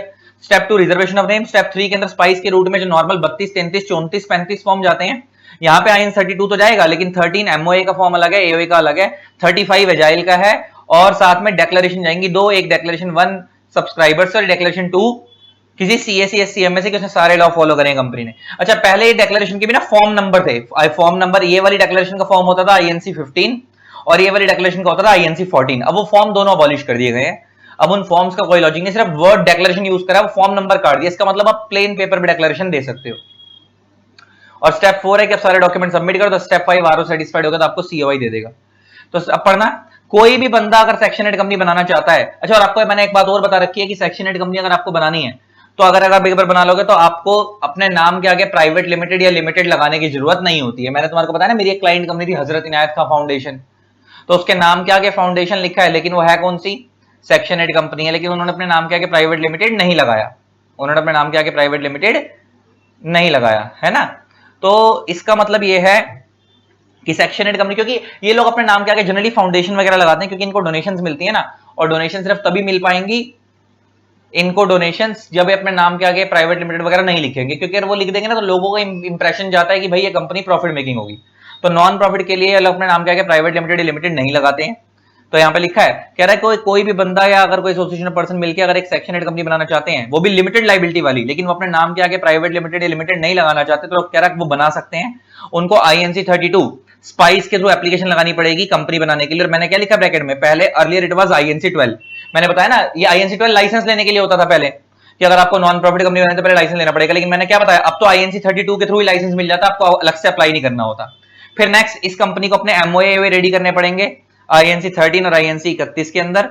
फिर नेक्स्ट है कि इस कंपनी को अपने मेमोरेंडम और आर्टिकल्स आरओसी को फाइल करने पड़ेंगे आईएनसी 32 के अंदर लगा के, एमओए की कॉपी, एक डिक्लेरेशन दिलवानी है किसी सीए से, सीएस से या सीएमए से या किसी एडवोकेट से। पहले यहां पे लिखा ना आईएनसी 14 मैंने लिखा भी है, उसके ऊपर लाइन मारी हुई कट गया है, ये कब कटा 19 को, जो मैंने तुम्हारे को बताया, एक डिक्लेरेशन सीएस या सीएमए की थ्रू जाएगी। एक एस्टीमेट देना है फ्यूचर एनुअल एक्सपेंडिचर का अगले 3 साल का, कि भाई आने वाले 3 सालों में आपकी कंपनी कैसी बन सकती है, मतलब आने वाले 3 साल में आपके प्रोजेक्शन क्या है, एस्टीमेट फ्यूचर इनकम की। आप अपने आप को जब नॉन प्रॉफिट कंपनी बना रहे हो तो आपको बताना पड़ेगा कि फ्यूचर में आपके पास पैसा कहां से आएगा डोनेशंस का। अगले 3 सालों का आपको एक एस्टीमेट देना पड़ेगा कि अगर देखो अगर आप नॉन प्रॉफिट कंपनी बनाने का सोच रहे हो, लोगों को भला करने का सोच रहे हो, तो आपके पास कोई तो सोर्स होगा ना, आपने कुछ तो सोच के खोली होगी, तो आपको एक एस्टीमेट बताना पड़ेगा कि आपको अगले 3 साल में सोर्स कहां से पैसा मिलेगा और कितना मिल सकता है, और आप उस पैसे को कहां कहां खर्च करोगे, तीनों चीजें बतानी है आपको। और लास्ट एक डिक्लेरेशन आपको और देनी है, वो कौन देंगे, जो कंपनी की एप्लीकेशन लगा रहे हैं, मतलब वो कंपनी के सब्सक्राइबर्स। तो 2 डिक्लेरेशन जाएंगी। मैंने यहाँ पे एक आईएनसी 15 फॉर्म जाता था, देखो ये भी कट गया, ऑमिट के थ्रू हो गया, सिर्फ डिक्लेरेशन जाएगी, फॉर्म नंबर कोई नहीं है। तो एक डिक्लेरेशन कौन देंगे, जो कंपनी बना रहे हैं एप्लीकेशन, और एक डिक्लेरेशन कौन देंगे, कंपनी के सीए, सीएस, सीएमए या किसी एडवोकेट से एक डिक्लेरेशन दिलवानी है, जिसमें वो लिख के देगा कि कंपनी बनाते वक्त सारे लॉ फॉलो किए गए हैं सेक्शन 8 के। तो ले देखे इसको बनाने का प्रोसेस क्या रहा, सब कुछ सेम है, बस फॉर्म में छेड़छाड़ी होगी। जो एक नॉर्मल कंपनी बनाने का प्रोसेस है वही यही है, ये स्टेप सेम रहेगा, नाम लेने का प्रोसेस सेम रहेगा, बस स्पाइस के रूट में जब फॉर्म फाइल करते हो 32, 33, 34, 35, उसकी जगह 32 जाएगा, 32 ही है, 13 जाएगा उसकी जगह, 33 की जगह, 34 की जगह 31 जाएगा, 35 ही है। और 2 डिक्लेरेशन जाएंगी जो पहले आईएनसी 14 और 15 में जाती है, वो फॉर्म नंबर ऑमिट होगा लेकिन डिक्लेरेशन आज भी जाएंगी। एक डिक्लेरेशन सब्सक्राइबर्स के थ्रू लेंगे, जिसमें वो लिख के देंगे कि भाई हमने सारे लॉ फॉलो करे, और एक डिक्लेरेशन किसी सीए, सीएस, सीएमए एडवोकेट से साइन करवाएंगे, सबको सबमिट कर देंगे, आरओसी सेटिस्फाइड होगा तो कंपनी बन जाएगी, सीओई दे देगा। ये तो खत्म हो गया लाइसेंस फॉर न्यू कंपनी। अब आता है लाइसेंस फॉर एग्जिस्टिंग कंपनीज। अच्छा, अब एग्जिस्टिंग कंपनी है तो मतलब कंपनी पहले से बन चुकी है, मगर अब आप उसको किस में कन्वर्ट करा रहे हो, पहले वो प्रॉफिट मेकिंग थी, अब आप उसको नॉन प्रॉफिट में कन्वर्ट करा रहे हो। तो नॉन प्रॉफिट में कन्वर्ट करा रहे हो तो आपको लाइसेंस लेना पड़ेगा। तो लाइसेंस लेने के लिए आपको फॉर्म आईएनसी 12 के थ्रू पहले कह रहा है लाइसेंस अप्लाई करना पड़ेगा। अब यहां पे आईएनसी 12 जाएगा, आईएनसी 32 नहीं जाएगा, क्योंकि 32 तो फर्स्ट टाइम कंपनी बनाने के लिए होता है, ये कंपनी तो पहले से बनी हुई है। तो इनको आईएनसी 12 में लाइसेंस लेना पड़ेगा, प्लस इनको कुछ डॉक्यूमेंट्स लगाकर भेजने पड़ेंगे आरओसी को। ये अमेंडमेंट है, ये डॉक्यूमेंट क्या क्या जाएंगे, ईएमओए, क्योंकि अब तो आप एमओए में चेंज करोगे ना, पहले प्रॉफिट में थे अब आप नॉन प्रॉफिट में आ रहे हो, तो आपको अपना एमओए चेंज करने पड़ेंगे, नए वाले एमओए लगाओगे, वही एक डिक्लेरेशन लगवाओगे किसी एडवोकेट, सीएसी, सीएमए के थ्रू। एक स्टेटमेंट दोगे जिसके अंदर आप टोटल एसेट्स कितने हैं आपके पास, जब आप एप्लीकेशन लगा रहे हो उससे पहले वाले 30 दिन में आपके टोटल एसेट कितने हैं उनकी डिटेल। एक सर्टिफाइड कॉपी लगवाओगे जनरल मीटिंग की, बोर्ड मीटिंग की, जिनसे आपने शेयर होल्डर से अप्रूवल लिया होगा कि भाई हम अपने आपको कन्वर्ट करा रहे हैं इसमें। और एक डिक्लेरेशन वो लोग जो एप्लीकेशन लगा रहे हैं, मतलब कंपनी के सब्सक्राइबर्स। अब क्या होगा, जब आपने एप्लीकेशन आरओसी के पास लगा दी, उसके 1 वीक में आप एक एडवर्टीजमेंट भी करवाओगे फॉर्म नंबर आईएनसी 26 के अंदर, कि भाई हमारी कंपनी पहले प्रॉफिट मेकिंग थी, अब हम नॉन प्रॉफिट में कन्वर्ट करा रहे हैं अपने आप को। अच्छा, ये आईएनसी 26 इसका मतलब फॉर्म नहीं है फाइल करने वाला, ये आईएनसी 26 एडवर्टीजमेंट का फॉर्मेट है। आपको किस फॉर्म में एडवर्टीजमेंट करवानी है, आपको सरकार ने एक बना हुआ फॉर्म दिया है, तो इस फॉर्मेट में एक एडवर्टीजमेंट होगी, एक बना बनाया फॉर्मेट है, इसको आपको न्यूज़पेपर में पब्लिश करवाना है। कब करवाना है पब्लिश, जब आपने आईएनसी 12 फाइल करा आरओसी को, उसके 1 वीक के अंदर आपको आईएनसी 26 में एडवर्टीजमेंट करवानी है, उसके 1 वीक के अंदर 2 न्यूज़पेपर में। एक तो वर्नाकुलर लैंग्वेज न्यूज़पेपर में, वर्नाकुलर का मतलब होता है उस एरिया की जो लोकल लैंग्वेज, जैसे एग्जांपल दिल्ली में हिंदी चलती है, पंजाब में पंजाबी चलती है, महाराष्ट्र में मराठी चलती है, ये हो गई वर्नाकुलर लैंग्वेज। एक वर्नाकुलर लैंग्वेज न्यूज़पेपर में और एक इंग्लिश लैंग्वेज न्यूज़पेपर में। तो 2 न्यूज़पेपर में आपको एडवर्टीजमेंट करवानी है, जिसके अंदर आप ये लिखवाओगे कि हमारी कंपनी पहले प्रॉफिट मेकिंग थी, अब अपने आपको नॉन प्रॉफिट में कन्वर्ट करा रहे हैं। इससे फायदा क्या होगा कि जो लोग आपको पहले डोनेशन नहीं देते थे वो अब देना शुरू कर देंगे। प्लस वो कह रहा है कि अगर सेंट्रल गवर्नमेंट कोई वेबसाइट बताती है तो आपको वहां पे भी अपलोड करना पड़ेगा। प्लस इसके अलावा कह रहा है अगर रजिस्ट्रार आपसे कोई और इन्फॉर्मेशन भी मंगवाना चाहे तो मंगवा सकता है। और साथ में एक पॉइंट और डलवाया है कि रजिस्ट्रार आप ये भी कंसीडर करेगा, the registrar shall after considering 2 years financial statement immediately preceding the date of the application और when the company has function only for 1 financial year for such year including board report, audit report relating to existing company. यहीं रुक जाओ। इसका मतलब वो ये कह रहा है कि जब आपकी कंपनी पहले से बनी हुई है ना, तो अगर आपकी कंपनी को बने हुए 2 साल से ज्यादा हो चुकी है तो आपको पिछले कम से कम 2 साल की फाइनेंशियल स्टेटमेंट की कॉपी लगानी पड़ेगी। और अगर आपकी कंपनी को बने हुए भी खाली 1 साल ही हुआ है, 1 साल से ज्यादा नहीं हुआ है, तो आपको पिछले 1 साल की फाइनेंशियल स्टेटमेंट की कॉपी और ऑडिट रिपोर्ट की कॉपी लगानी पड़ेगी, ताकि वो चेक कर लें कि आपने कोई डिफॉल्ट तो नहीं कर रखा है। प्लस आपको and after considering objection if and receive by it with in 30 days from the date of publication of notice. अच्छा, ये जो आपने नोटिस पब्लिश करा मार्केट के अंदर कि भाई हमारी कंपनी अपने आप को प्रॉफिट से नॉन प्रॉफिट में कन्वर्ट करना चाहती है, उसके 30 दिन के अंदर अगर किसी को किसी गवर्नमेंट को या किसी अथॉरिटी को कोई ऑब्जेक्शन तो नहीं है, वो ये भी चेक करेगी सरकार। अगर कोई ऑब्जेक्शन नहीं होगा तो वो आपको लाइसेंस दे देगी। दो फॉर्म लिखे हैं इन आईएनसी 16 और आईएनसी 17 एज द केस में भी। आईएनसी 16 क्या और आईएनसी 17 क्या है? ये आईएनसी 16 मिलेगा इस वाले केस में, इस वाले केस में रूल 19 के केस में, और रूल 20 के केस में आपको आईएनसी 17 के थ्रू लाइसेंस मिलेगा। तो ये फॉर्म फाइल नहीं करने, आपको लाइसेंस मिलेगा। देखो आप क्या कर रहे हो, आप नॉन प्रॉफिट कंपनी जो बना रहे हो, आप उससे सरकार से लाइसेंस मांग रहे हो ना कि हम अपने आप को नॉन प्रॉफिट में कन्वर्ट कराना चाहते हैं। तो अगर आप रूल 19 में अप्लाई कर रहे हो, मतलब आप फर्स्ट टाइम कंपनी बना रहे हो और आपकी सारी चीजें कंप्लीट हुई, तो आपको जो लाइसेंस मिलेगा उस लाइसेंस का एक फॉर्म नंबर है आईएनसी 16। मतलब ये फॉर्म आपको फाइल नहीं करना है, वहां से रिप्लाई जो आएगा आपको, लाइसेंस जो मिलेगा आपको, वो उसका फॉर्म नंबर 16 होगा, उसमें आपको लाइसेंस इश्यू होगा। और अगर आपकी कंपनी पहले से प्रॉफिट मेकिंग बनी हुई है, एग्जिस्टिंग कंपनी है, रूल 20 लगेगा। और अब आप अपने आप को नॉन प्रॉफिट में कन्वर्ट कराना चाहते हो तो आईएनसी 17 लगेगा, फॉर्म नंबर आईएनसी 17 में आपको रिप्लाई आएगा। तो इसका मतलब ये हो गया कि अगर आप first time non profit company बना रहे हो तो आप आईएनसी 32 में अप्लाई करोगे, और अगर सब कुछ सेटिस्फाइड हुआ तो आपको आईएनसी 16 में क्या हो जाएगा, लाइसेंस इश्यू हो जाएगा। और अगर आपकी कंपनी पहले से प्रॉफिट मेकिंग है और अब आप उसको नॉन प्रॉफिट में कन्वर्ट कर रूल 20 लगेगा, तो अब आप आईएनसी 12 में अप्लाई करोगे, और अगर आपका सब कुछ ओके हुआ तो आईएनसी 17 में रिप्लाई आएगा, आपको लाइसेंस इशू हो जाएगा। बस खत्म हो गया।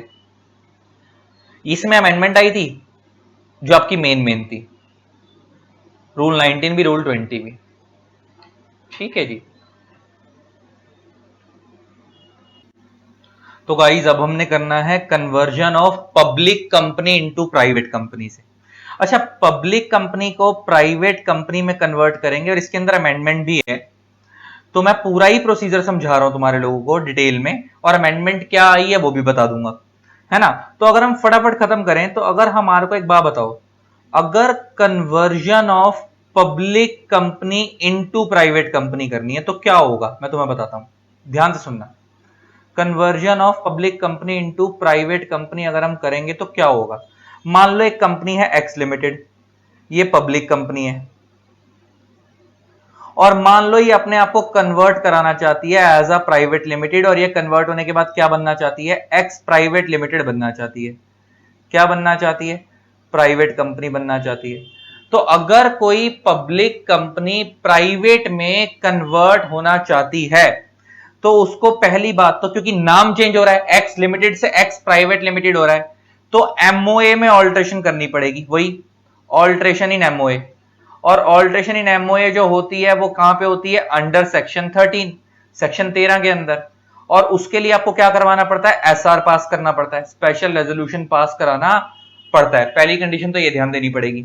दूसरी चीज, अगर कोई पब्लिक कंपनी प्राइवेट में कन्वर्ट हो रही है तो उसको अपने आर्टिकल्स के अंदर वो 3 रिस्ट्रिक्शन ऐड करनी पड़ेंगी।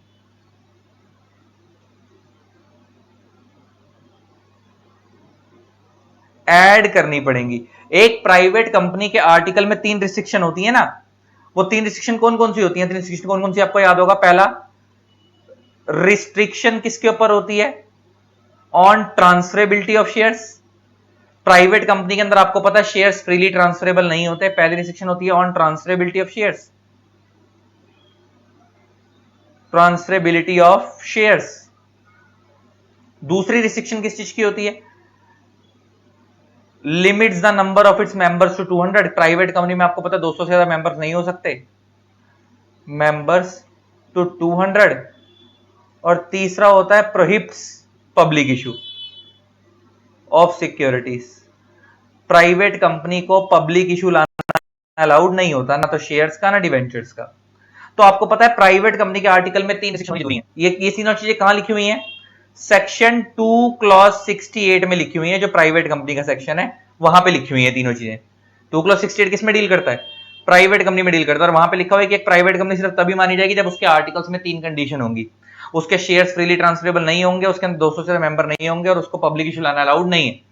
तो अगर कोई पब्लिक कंपनी प्राइवेट में कन्वर्ट हो रही है तो पहली बात तो उसको नाम चेंज करना पड़ेगा, वो सेक्शन 13 के अकॉर्डिंग होगा।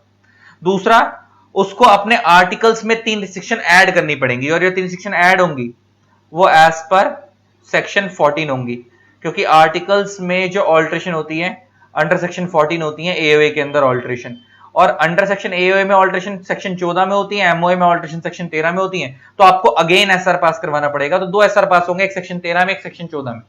13 में एमओए में ऑल्ट्रेशन करने के लिए, 14 के अंदर एओए में ऑल्ट्रेशन करने के लिए। प्लस बात यहां नहीं खत्म हो रही, प्लस क्योंकि आप पब्लिक से प्राइवेट में आ रहे हो, सॉरी हाँ पब्लिक से प्राइवेट में आ रहे हो, तो प्लस में आपको आरडी का अप्रूवल भी चाहिए। आरडी का अप्रूवल भी चाहिए। लॉ में लिखा हुआ है कि सेंट्रल गवर्नमेंट का अप्रूवल चाहिए, और सेंट्रल गवर्नमेंट ने पावर दी हुई है आरडी को, तो आपको आरडी का अप्रूवल भी चाहिए। रीजनल डायरेक्टर का अप्रूवल भी चाहिए। आरडी कौन होता है? Regional director. तो आपको रीजनल डायरेक्टर की परमिशन भी लेनी पड़ेगी, प्लस आरडी का अप्रूवल भी लेना पड़ेगा। उसके लिए आपको एक फॉर्म फाइल करना पड़ेगा आरओसी के पास, एमसीए की साइट पे, फॉर्म RD1। ये आरडी के पास जाएगा, आरओसी बोल गया मैं, आरडी के पास जाएगा फॉर्म RD1। RD1 में आप एप्लीकेशन लगा रहे हो किसके पास? आरडी के पास, कि भाई हम अपने आप को पब्लिक से प्राइवेट में कन्वर्ट कराना चाहते हैं। यहां पे लिखा है ना, मैंने हेडिंग में भी डाल रखा है, conversion of public company to private company. मैंने ब्रैकेट में लिख दिया power delegated to RD. Central government का अप्रूवल चाहिए, ब्रैकेट में किसका पावर लिखा मैंने? Power delegated to RD. पहले यहां पे एनसीएलटी का अप्रूवल लेना होता था, अब आरडी का अप्रूवल चाहिए होता है। तो आरडी का आपको अप्रूवल लेना पड़ेगा RD1 में एप्लीकेशन लगा के, और आरडी का जो भी ऑर्डर आएगा उस आरडी के ऑर्डर की कॉपी आरओसी को भेजनी है, सेंड करनी है किसको? To ROC. कितने दिन के अंदर? With in 15 days of receiving the order,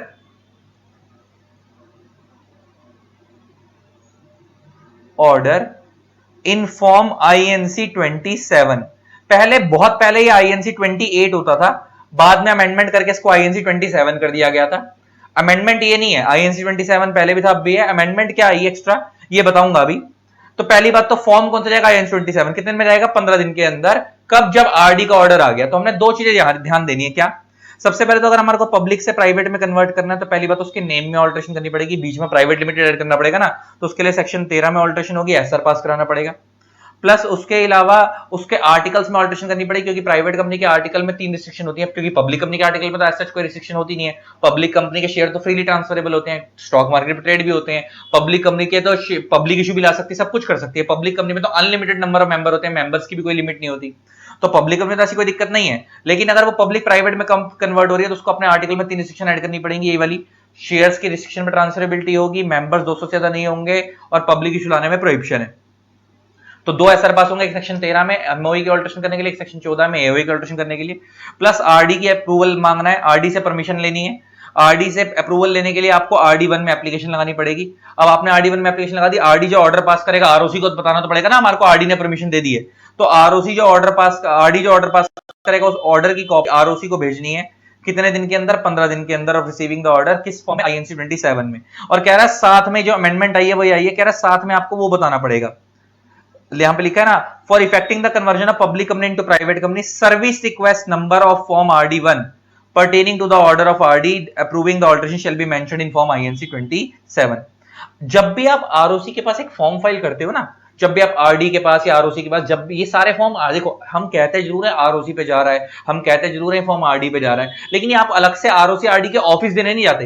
ये सारे फॉर्म एमसी की साइट पे अपलोड होते हैं। एमसी ऑटोमेटिक जो आरडी का फॉर्म है उसे आरडी के पास भेज देता है, आरओसी का फॉर्म है उसे आरओसी के पास भेज देता है। हम तो एमसीए के पोर्टल पे जाकर अपलोड कर देते हैं, एमसीए की वेबसाइट पे जाकर अपलोड कर देते हैं। तो एमसीए की जब आप वेबसाइट पे जब RD1 अपलोड करोगे ना, तो एक यूनिक नंबर अलॉट होता है, उसको हम बोलते हैं सर्विस रिक्वेस्ट नंबर। क्या बोलते हैं? Service request number.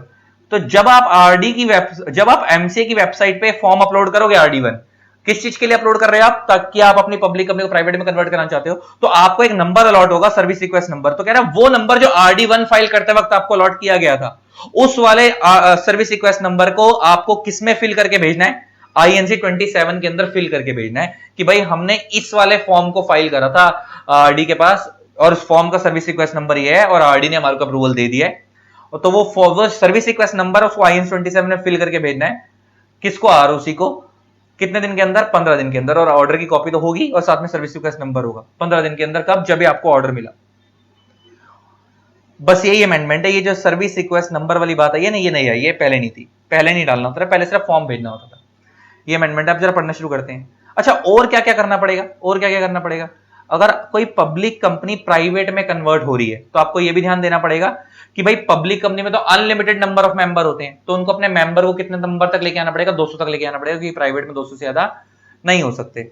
हाँ, बाकी अगर पब्लिक कंपनी में डायरेक्टर 3 है तो 3 ही रहने दो, कोई फर्क, पहले वो पब्लिक के प्राइवेट हो गई और उसमें डायरेक्टर 3 थे, क्योंकि आपको पता होगा ना एक नॉर्मल प्राइवेट कंपनी में 2 डायरेक्टर होते हैं, पब्लिक में 3 डायरेक्टर होते हैं मिनिमम, मैक्सिमम तो दोनों जगह 15 ही है। अब तुम लॉजिक समझना, अगर कोई कंपनी प्राइवेट से पब्लिक में कन्वर्ट हो रही है और उसमें 2 डायरेक्टर हैं तो उसको एक डायरेक्टर इंक्रीज करना पड़ेगा, क्योंकि वो पब्लिक में जा रही है और पब्लिक में मिनिमम 3 डायरेक्टर होते हैं। लेकिन अगर उल्टा हो रहा है, कोई पब्लिक कंपनी प्राइवेट में कन्वर्ट हो रही है और उसमें 3 डायरेक्टर है, तो उसको कम करने की जरूरत नहीं है, 2 करने की जरूरत नहीं है। क्यों? क्योंकि पब्लिक में, प्राइवेट में भी 15 तक तो हो ही सकते हैं ना, मिनिमम 2 होते हैं, मैक्सिमम तो 15 हो ही सकते हैं। तो अगर वो पहले पब्लिक से वो प्राइवेट में कन्वर्ट होगी तो आपको डायरेक्टर गिराने की जरूरत नहीं है, 3 थे तो 3 रख सकते हो, कोई जरूरत नहीं है 2 पे लाने की जरूरत नहीं है। लेकिन अगर उल्टा हो गया, अगर आपकी कंपनी प्राइवेट थी और आप पब्लिक में कन्वर्ट करा रहे हो और आपके मेंबर पहले 2 ही थे, डायरेक्टर पहले 2 ही थे, तो आपको 3 करने पड़ेंगे, क्योंकि वो मिनिमम की लिमिट है, मिनिमम पब्लिक कंपनी में मिनिमम 3 डायरेक्टर होते हैं अगर प्राइवेट से पब्लिक में जाओगे तो। लेकिन अगर आपकी पहले पब्लिक थी और उसमें 3 डायरेक्टर थे, अब आप प्राइवेट पे आ रहे हो तो आपको 3 से गिराने की जरूरत नहीं है, 3 भी रख लोगे तो चलेगा, कोई दिक्कत नहीं, क्योंकि मैक्सिमम 15 तक तो हो सकते हैं दोनों में ही, प्राइवेट में पब्लिक में दोनों में मैक्सिमम की लिमिट तो 15 ही है। हाँ, गिराना क्या पड़ेगा? मेंबर्स को। अगर आपकी पब्लिक कंपनी थी और उसमें मेंबर्स मान लो 500 थे, 600 थे, 1000 थे, और प्राइवेट में तो 200 ही हो सकते हैं, तो आपको पता है, और प्राइवेट में अगर कन्वर्ट हो रही है तो फिर उसको अपने मेंबर्स की लिमिट को 200 तक लेकर आना पड़ेगा, वहां करना पड़ेगा, मतलब बाकी लोगों के शेयर्स खरीदने पड़ेंगे। और वो शेयर्स कौन खरीदेंगे? 200 तक के लाने का मतलब क्या है कि जो बाकी शेयर होल्डर है उनको ये बोला जाएगा कि भाई अपने शेयर्स एग्जिस्टिंग शेयर होल्डर को बेच दो, ताकि वो लिमिट कितने तक आ जाए, 200 तक आ जाए, अपने वो शेयर्स बेच देंगे, लिमिट 200 हो जाएगी। तो आपको मेंबर्स अगर 200 से ज्यादा है पब्लिक कंपनी में तो आपको 200 तक करने पड़ेंगे। लेकिन अगर डायरेक्टर 2 से ज्यादा है, 3 है, 4 है, 5 है, तो आपको कम करने की जरूरत नहीं है, आप उन्हें कंटिन्यू कर सकते हो, क्योंकि प्राइवेट में भी 15 तक तो डायरेक्टर हो ही सकते हैं। अब इसको पढ़ना शुरू करो। Conversion of public company into private company requires approval central government, क्या बोलता है? और मैंने ब्रैकेट में लिख दिया पावर डेलीगेटेड टू आरडी। पहले ये पावर किसके पास थी? एनसीएलटी के पास, अब किसके पास? आरडी के पास। तो कहता है public company having membership with in the limits imposed upon private company can be converted into private company by following the requirements. तो अगर पब्लिक कंपनी प्राइवेट में कन्वर्ट होना चाहती है तो उसको इन चीजों को ध्यान रखना पड़ेगा। पहला, alteration of AOA by passing SR and hereby adding 3 restrictions of a private company and obtaining central government approval under power delegated to RD under section 14। तो पहले वही मैंने बताया ना, आर्टिकल्स को ऑल्टरेशन करेंगे, सेक्शन 14 में अप्रूवल लेना पड़ता है, आर्टिकल्स में ऑल्टरेशन करनी पड़ती है, उसके लिए आपको एसआर पास कराना पड़ेगा, प्लस आपको आरडी का अप्रूवल चाहिए।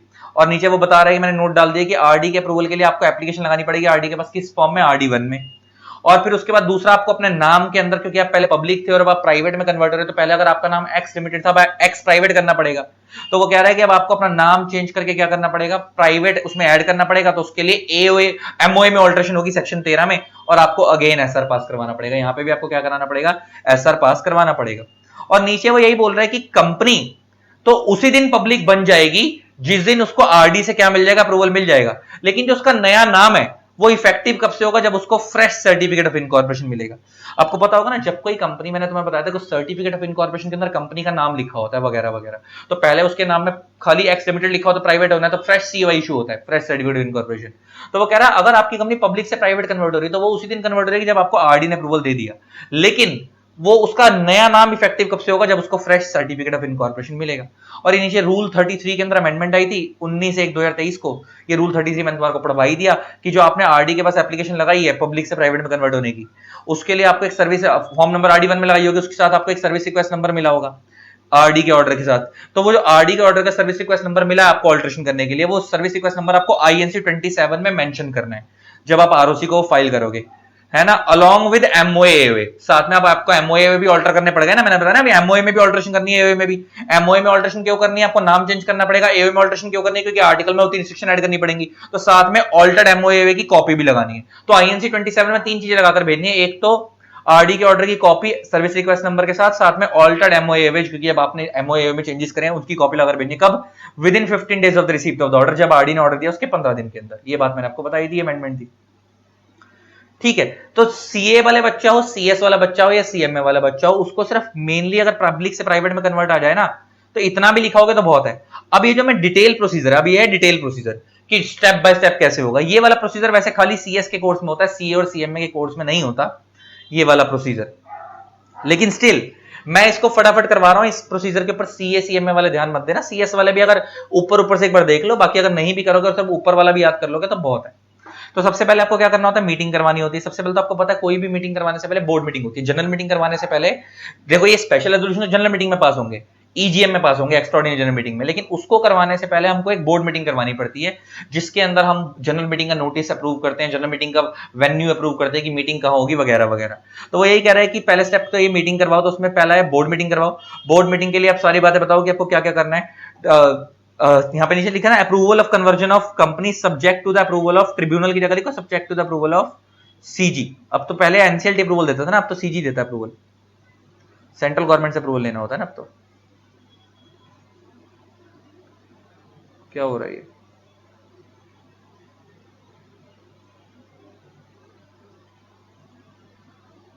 CG subject to the approval of CG, central government का अप्रूवल लेना है। और आपको क्या करना है, डेट फिक्स करनी है कि जनरल मीटिंग आप कब करवाओगे, उसका वेन्यू वगैरह फिक्स करो। अब आप जनरल मीटिंग करवाओ, और आपको मैंने बताया था जब भी आप एसआर पास करोगे तो आपको एसआर पास होने के 30 दिन के अंदर एमजीटी 14 तो फाइल करना होता है। थंब रूल है पूरे कंपनी का, जब भी स्पेशल रेजोल्यूशन पास होगा एमजीटी 14 तो जाएगा जाएगा। नेक्स्ट, अब आप आरडी के पास एप्लीकेशन लगाओ, आरडी का जब अप्रूवल मिल जाए तो उसके बाद क्राइटर्स वगैरह को कोई दिक्कत तो नहीं, उनसे पूछ लो। और अप्रूवल मिलने के बाद आरडी की हियरिंग होगी, हियरिंग होने के बाद जो आरडी अप्रूवल देगा उसके ऑर्डर की कॉपी आईएनसी 27 में आरओसी को फाइल करनी है 15 दिन के अंदर। अगर आरओसी सेटिस्फाइड होगा तो आपको क्या दे देगा, फ्रेश सीओआई दे देगा। मैंने बोला ना इस डिटेल बाय स्टेप बने हैं। पेपर में अगर पब्लिक कंप्लीट प्राइवेट कंपनी जितना ऊपर पढ़वाए इतना भी लिखा होगा तो चलेगा। नीचे वाले स्टेप वैसे भी सिर्फ सीएस वालों के कोर्स में, सीएसईएम के कोर्स में नहीं होते हैं, और तुम्हें भी सीएस वालों को भी अगर उतना ही कर लोगे तो बहुत है, तुम्हारा पब्लिक टू प्राइवेट हो गया खत्म। अब आगे बढ़ते हैं, अब आगे बढ़ो guys. Conversion of section 8 company into a company of any other kind. मतलब आप एनी अदर काइंड का मतलब क्या है, सेक्शन 8 कंपनी कौन सी कंपनी होती है, नॉन प्रॉफिट कंपनी। अब आप उसको एनी अदर काइंड का मतलब आप उसे प्रॉफिट में कन्वर्ट कराना चाहते हो। नॉन प्रॉफिट कंपनी से आप किस में लेकर आना चाहते हो, प्रॉफिट में लेकर आना चाहते हो, प्रॉफिट मेकिंग कंपनी में कन्वर्ट करना चाहते हो। तो उसके लिए दो रूल लगते हैं, रूल नंबर 21 और रूल नंबर 22। रूल 21 और 22 आपको फॉलो करने होते हैं, और इसमें भी अमेंडमेंट आई है। अब तो तुम्हारे को मैं जितने भी टॉपिक कराऊंगा ना सब में अमेंडमेंट आई है, तो इसलिए पूरे पूरे करा रहा हूं। तो अगर आप अपनी नॉन प्रॉफिट कंपनी को प्रॉफिट मेकिंग कंपनी में कन्वर्ट करा रहे हो, तो यहां पे हम हेडिंग डाल देते हैं। तो मान लो हमारी एक कंपनी थी एक्स लिमिटेड, ये नॉन प्रॉफिट कंपनी थी, और अब हमारी एक दूसरी कंपनी में से कन्वर्ट करा रहे हैं, अब भी उसका नाम एक्स लिमिटेड ही है, लेकिन अब हम उसे प्रॉफिट मेकिंग में कन्वर्ट कर रहे हैं। नाम में फर्क थोड़ी पड़ेगा। अच्छा, आपको एक चीज और पता होगी कि नॉन प्रॉफिट कंपनी को एक एडवांटेज मिलता है, ये तो मैंने तो यहां पे एक्स लिमिटेड लिख दिया, लेकिन आपको पता होगा कि नॉन प्रॉफिट कंपनी जो होती है, जिसको हम सेक्शन 8 कंपनी भी बोलते हैं क्योंकि ये सेक्शन 8 में डिफाइन है, इनको अपने नाम के आगे लिमिटेड, अगर ये पब्लिक कंपनी है या प्राइवेट लिमिटेड, लगाना ऑप्शनल होता है, मैंडेटरी नहीं होता। इनके लिए ऑप्शनल होता है लगाना, मैंडेटरी नहीं होता। जैसे मैं तुम्हारे को एग्जांपल लेके बात करूं तो मेरी एक क्लाइंट कंपनी है, उसका नाम है हजरत इनायत खान फाउंडेशन।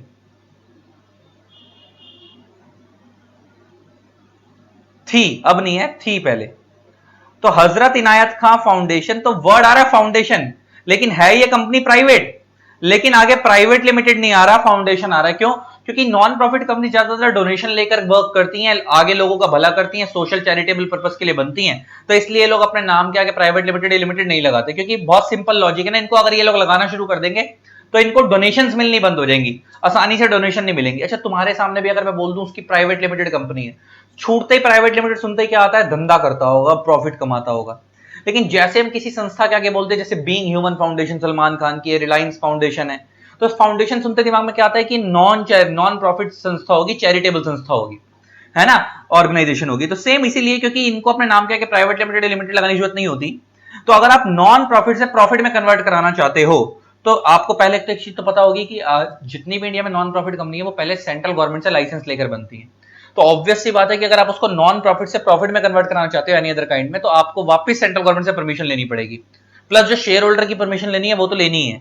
तो पहले तो वो आपको ये कह रहा है कि अगर आप अपने आप को नॉन प्रॉफिट से प्रॉफिट में कन्वर्ट कराना चाहते हो, अच्छा नॉन प्रॉफिट से प्रॉफिट में कन्वर्ट कराना चाहते हो, तो क्या यहाँ पे भी एमओए दोनों ऑल्टर होंगे? यस, एमओए दोनों ऑल्टर होंगे।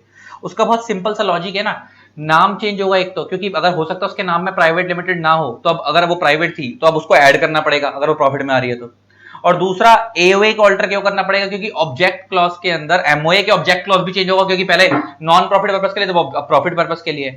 तो और एओए के अंदर भी बहुत सारी कंडीशंस जो नॉन प्रॉफिट के लिए अलग होती हैं लेकिन नॉर्मल प्रॉफिट मेकिंग कंपनी के लिए अलग होती हैं। तो एमओए भी ऑल्टर करना पड़ेगा, एओए भी ऑल्टर करना पड़ेगा। तो पहले तो सबसे पहले कह रहा हूं उसके लिए आपको स्पेशल रेजोल्यूशन पास कराना पड़ेगा। तो ले देखिए, अगर आप अपनी कंपनी को नॉन प्रॉफिट से प्रॉफिट में कन्वर्ट करना चाहते हो, पहले तो आपको स्पेशल रेजोल्यूशन पास करवाना पड़ेगा। और दूसरा, आपको ये बात पता है कि जब भी कोई कंपनी स्पेशल रेजोल्यूशन पास करती है तो उसको एसआर पास होने के 30 दिन के अंदर एमजीटी 14 फॉर्म फाइल करना होता है आरओसी को। ऐसे एमजीटी 14 में एसआर की ही कॉपी लगाकर भेजते हैं। तो हम शेयर होल्डर से परमिशन लेंगे एसआर पास करवा के कि भाई हम अपनी कंपनी को नॉन प्रॉफिट से दूसरी कंपनी में कन्वर्ट करना चाहते हैं, और वो जो शेयर होल्डर परमिशन दे देंगे एसआर पास करके, उस एसआर की कॉपी एमजीटी 14 में लगाकर हम आरओसी को भेज देंगे 30 दिन में। और आगे क्या कह रहा है, साथ में आपको आरडी को भी बताना पड़ेगा। अच्छा, ये अमेंडमेंट आई है, यहां पे मैंने ना वर्ड यूज करा है इंटीमेशन टू आरडी। पहले इंटीमेशन नहीं था, पहले यहां पे वर्ड था approval of RD. I hope आप अप्रूवल और इंटीमेशन में फर्क समझते होगे। आई होप आप अप्रूवल और इंटीमेशन में क्या करते होगे, फर्क समझते होगे। रुको,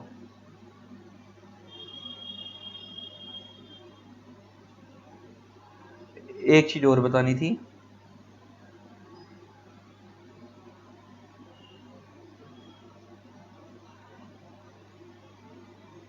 इंटीमेशन टू आरडी, इंटीमेशन और अप्रूवल में फर्क क्या होता है, जरा सुनना पड़े ध्यान से,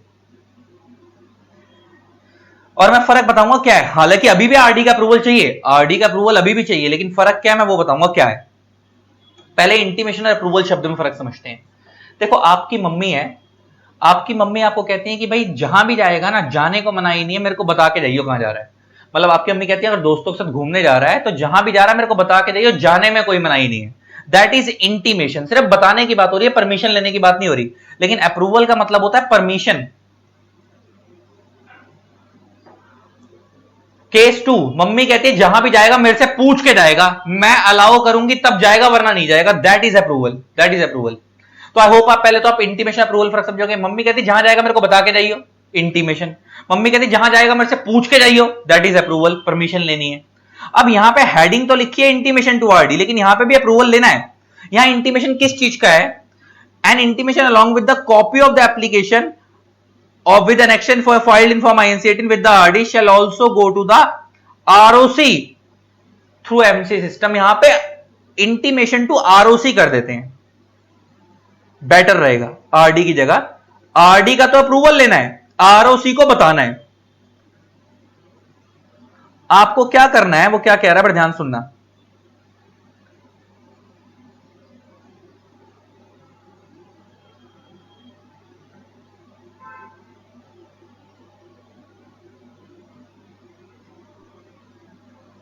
रुको,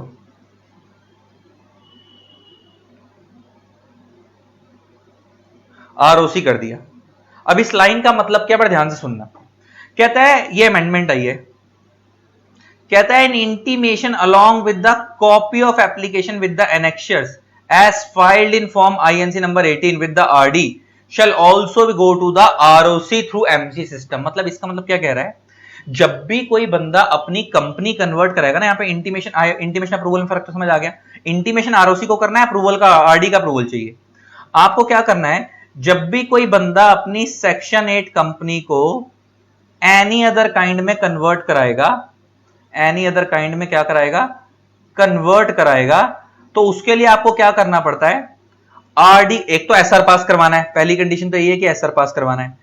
दूसरी कंडीशन हो गई कि जब एसआर पास होगा तो फॉर्म एमजीटी 14 तो जाएगा ही जाएगा, ये दूसरी कंडीशन हो गई 30 दिन के अंदर। तीसरी कंडीशन है कि जब आप इसे कन्वर्ट करा रहे हो तो आपको आरडी का अप्रूवल लेना है, आरडी का अप्रूवल लेना है, आरडी का अप्रूवल लेना है bye filing form INC 18। ROC के पास एक फॉर्म भेजोगे जिसका नाम क्या है, आरडी के पास आईएनसी 18 में आरडी से अप्रूवल मांगोगे कि भाई हम अपनी कंपनी को नॉन प्रॉफिट से प्रॉफिट में कन्वर्ट करना चाहते हैं, और आपने जो आरडी के पास अप्लाई कर लिया है उसकी डिटेल दोगे आरओसी को। तो नेक्स्ट पॉइंट होएगा intimation to ROC, intimation to ROC regarding RD approval. तो भाई पहला काम क्या है, सबसे पहले तो एसआर पास करवाओ। शेयर होल्डर की परमिशन लो, एमजीडी 14 फाइल करो। नेक्स्ट आरडी के अप्रूवल अप्लाई करो। अब आरडी के अप्रूवल के लिए अप्लाई किस में करोगे? आईएनसी 18 में आरडी के पास अप्लाई करोगे। और ये बात आपकी आपने आरडी पे अप्लाई कर दिया है, अभी तो सिर्फ अप्लाई करा, उसकी बात बताओगे आरओसी को। और जब एक बार आरडी का अप्रूवल मिल जाएगा फिर बताओगे आरओसी को।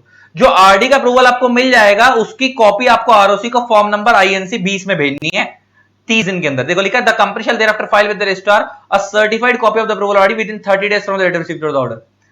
देन अब मैं हाथों हाथ यहीं पे बता देता हूं। और ये जो आरडी के अप्रूवल की कॉपी है, बीच में और भी कई स्टेप आएंगे तो उसको नीचे की तरफ लिख देता हूं, 7 बना देता हूं, बीच में हो सकता है 1-2 स्टेप हो रहे हैं, इस चेंज कर देंगे नंबरिंग को। Copy of RD approval shall be filed to ROC within 30 days of receiving the order. Within 30 days of receiving the order. तो आरडी के ऑर्डर की कॉपी, अप्रूवल की कॉपी आपको आरओसी को भेजनी है ऑर्डर रिसीव होने के 30 दिन में। तो इसके अलावा आप समझो अभी स्टेप कैसे चल रहा है। एसआर पास करवाना है, एसआर पास होगा तो एमजीटी 14 हो जाएगा। एसआर शेयर होल्डर से पास करवा रहे हैं, आरडी से अप्रूवल के लिए अप्लाई करने के भाई हमारे को अप्रूवल दे दो। वो किस फॉर्म में अप्लाई करना है? आईएनसी 18 में।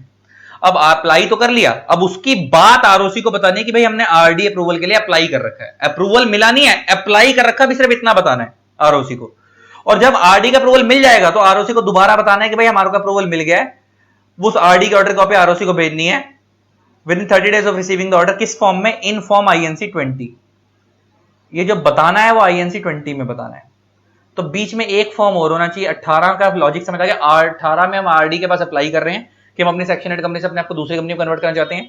आईएनसी 20 के अंदर जो आरडी के ऑर्डर की कॉपी आई हम आरओसी को भेज रहे हैं कि भाई हमारे को आरडी ने अप्रूव कर दिया है। और ये देखो ऑर्डर की कॉपी, और जब आरडी नोट उसके 30 दिन में आरओसी को भेजनी है। किस फॉर्म में? आईएनसी 20 में। आईएनसी 19 बीच में एक और होगा, उसका क्या लॉजिक है बताता हूं। कहता है साथ में क्या करना है, ये देखो ये आईएनसी 19 आने वाला है। A copy to be filed with the ROC, ये तो मैंने बता ही दिया। Copy of the application along with the actual filed with the RD shall also filed with the ROC, मैंने ऊपर ही बता दी बात कि जो आप RD के पास अप्लाई कर रहे हो उन सारे डॉक्यूमेंट्स की एक कॉपी ROC के पास भेजनी है। नेक्स्ट आता है पब्लिकेशन ऑफ नोटिस, यहां पे आएगा आईएनसी 19। कह रहा है जब आपने RD के पास एप्लीकेशन लगाई, जब आपने RD के पास एप्लीकेशन लगाई, अप्लाई करा, कब लगाई होगी? जब आपने आईएनसी 18 फाइल करा होगा। उसके एक हफ्ते के अंदर आपको एक न्यूज़पेपर एडवर्टीजमेंट करनी है। और वो न्यूज़पेपर एडवर्टीजमेंट 2 न्यूज़पेपर में करनी है, एक इंग्लिश लैंग्वेज न्यूज़पेपर के अंदर और एक वर्नाकुलर लैंग्वेज। वर्नाकुलर का मतलब होता है उस एरिया की जो लोकल लैंग्वेज, जैसे मान लो दिल्ली में हिंदी चलती है, पंजाब में पंजाबी चलती है, महाराष्ट्र में मराठी चलती है। तो जिस एरिया में भी आपकी कंपनी बनी हुई है उस एरिया की लैंग्वेज को वर्नाकुलर बोलेंगे। और एक इंग्लिश लैंग्वेज न्यूज़पेपर में। और ये न्यूज़पेपर भी छोटे मोटे नहीं होने चाहिए, बड़े होने चाहिए जिनकी वाइड सर्कुलेशन है, मतलब जो फेमस है, जैसे example Hindustan times, times of India वगैरह वगैरह। तो आपको क्या करना है, एक एडवर्टीजमेंट करनी है फॉर्म आईएनसी 19 में। तो फॉर्म आईएनसी 19 आरओसी को फाइल नहीं हो रहा, फॉर्म आईएनसी 19 सरकार ने आपको एक फॉर्म बताया एडवर्टीजमेंट करने का कि इस एक बना बनाया फॉर्मेट एडवर्टीजमेंट का फॉर्म आईएनसी 19 में। तो उस एडवर्टीजमेंट में कंपनी क्या बताएगी कि भाई हमारी कंपनी पहले नॉन प्रॉफिट कंपनी थी, अब वो दूसरी कंपनी में कन्वर्ट होने जा रही है, मतलब प्रॉफिट मेकिंग कंपनी में कन्वर्ट होने जा रही है। ऐसा क्यों करवा रही है सरकार? ऐसा इसलिए करवाया जा रहा है आपसे ताकि जो लोग आपको डोनेशन देते थे पहले, क्योंकि आप नॉन प्रॉफिट थे, अब वो आपको डोनेशन देनी बंद कर दें। क्योंकि आप प्रॉफिट मेकिंग होगा तो अब आप किसी की डोनेशन लेकर थोड़ी चलोगे, अब तो आप लोगों का भला थोड़ी कर रहे हो, अब तो आप अपना भला कर रहे हो, प्रॉफिट मेकिंग में आ गए। तो ताकि जो लोग आपको पहले डोनेशन देते थे, आपको चैरिटेबल संस्था समझते थे, वो समझना बंद कर दें और आपको डोनेशन देनी बंद कर दें। इसलिए आपसे एडवर्टीजमेंट करवाई जा रही है और इसका खर्चा आप खुद करोगे, at its own expense, company खुद करेगी। तो यहां पे हम लिख देते हैं विद इन 1 वीक, यहां पे यहां से विद इन 1 वीक के अंदर, विद इन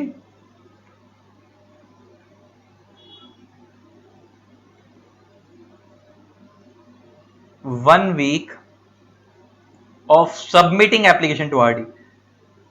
अप्रूवल की बात नहीं हो रही, जब आपने एप्लीकेशन आरडी के पास लगाई उसका सबमिट करने के, सबमिटिंग एप्लीकेशन टू आरडी,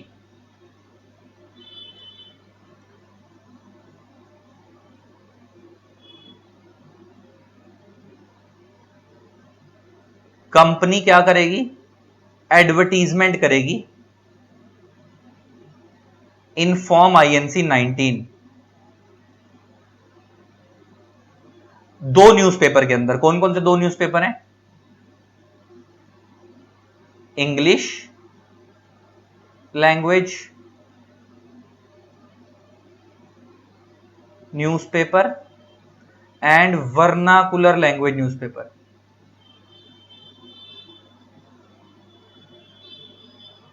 दो न्यूज़पेपर में कंपनी क्या करेगी, एडवर्टीजमेंट करेगी। प्लस अगर वो कहता है कंपनी की कोई वेबसाइट भी है तो वहां पे भी डालेगी ये डिटेल्स कि भाई हमारी कंपनी नॉन प्रॉफिट से प्रॉफिट में कन्वर्ट होने जा रही है। अच्छा, साथ में आपको एक डेक्लेरेशन लगानी, क्योंकि आपको पता होगा नॉन प्रॉफिट कंपनी को डिविडेंड देना अलाउड नहीं होता। तो जो भी पैसा कमाएगी, बोनस शेयर वगैरह देना अलाउड नहीं होता, जो भी पैसा कमाती है वो अपने बिजनेस में रीइन्वेस्ट करती है। तो आपको एक डेक्लेरेशन लिख के देनी पड़ेगी कि हम पहले जब नॉन प्रॉफिट थे भी तो हमने कभी कोई वायलेशन नहीं करी, हमने कोई डिविडेंड वगैरह, बोनस शेयर वगैरह नहीं बांटा। साथ में आपको एनओसी लेनी पड़ेगी इनकम टैक्स अथॉरिटी से, अलग अलग चैरिटी कमिश्नर से, इंडियन डिपार्टमेंट से नाम दिए हुए यहाँ पे, income tax department, charity commissioner, department of central government, state government, municipal body, इन सबसे अप्रूवल लेना पड़ेगा, एनओसी नो ऑब्जेक्शन सर्टिफिकेट लेना पड़ेगा कि भाई आपने इनका कोई भी पैसा नहीं मार रखा। क्योंकि आप नॉन प्रॉफिट हो ना, तो आपको बहुत सारे टैक्सेशन बेनिफिट्स मिलते हैं, बहुत सारे लॉ कम फॉलो करने पड़ते हैं, तो आपको वो सारे बेनिफिट मिले हैं, लेकिन आपको वो उस टाइम पे मिले तो आपको उनका अप्रूवल देना पड़ेगा, आपको उनसे परमिशन लेनी पड़ेगी कि भाई पहले तो उनको ये बताओ कि भाई हमने तुम्हारा कोई पैसा नहीं मारा, और साथ में उनसे क्लियरेंस लो कि भाई अब आप नॉन प्रॉफिट से प्रॉफिट में कन्वर्ट हो रहे हो और उनको आपसे कोई दिक्कत नहीं है, ये उनसे एनओसी ले लो। तो ये कॉपी भी आपको बतानी है। प्लस आपने आज तक फाइनेंशियल स्टेटमेंट और एनुअल रिटर्न फाइल करने में कोई डिफॉल्ट ना कराओ। प्लस ये एक पॉइंट नया आया है, इसके साथ आपको क्या करना पड़ेगा, किसी सीए, सीएस या सीएमए से एक सर्टिफिकेट लेके देना पड़ेगा, कंप्लाइंस सर्टिफिकेट बोलते हैं इसको। इसमें ये कब आया, 19/1/23 को, जिसमें आप ये लिखवा के दोगे कि भाई आपकी कंपनी जब नॉन प्रॉफिट से प्रॉफिट में कन्वर्ट हो रही है तो उसको कन्वर्ट करने के लिए जितने भी लॉ लग रहे हैं या जो भी प्रोविजन लग रहे हैं वो सारे प्रॉपर तरीके से फॉलो किए गए हैं।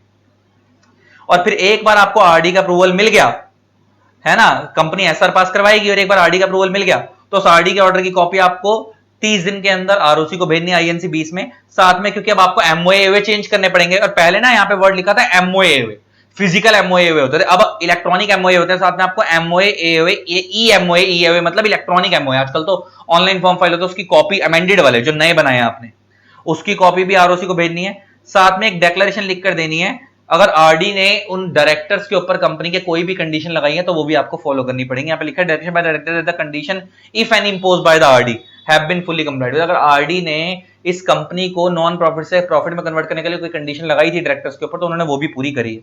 और अगर ये सारी डॉक्यूमेंट्स रिसीव होने के बाद अगर आरओसी को लगता है सब ओके तो आरओसी आपको क्या दे देगा, फ्रेश सीओआई दे देगा और आपकी कंपनी नॉन प्रॉफिट से प्रॉफिट में कन्वर्ट हो जाएगी। ये प्रोसीजर है।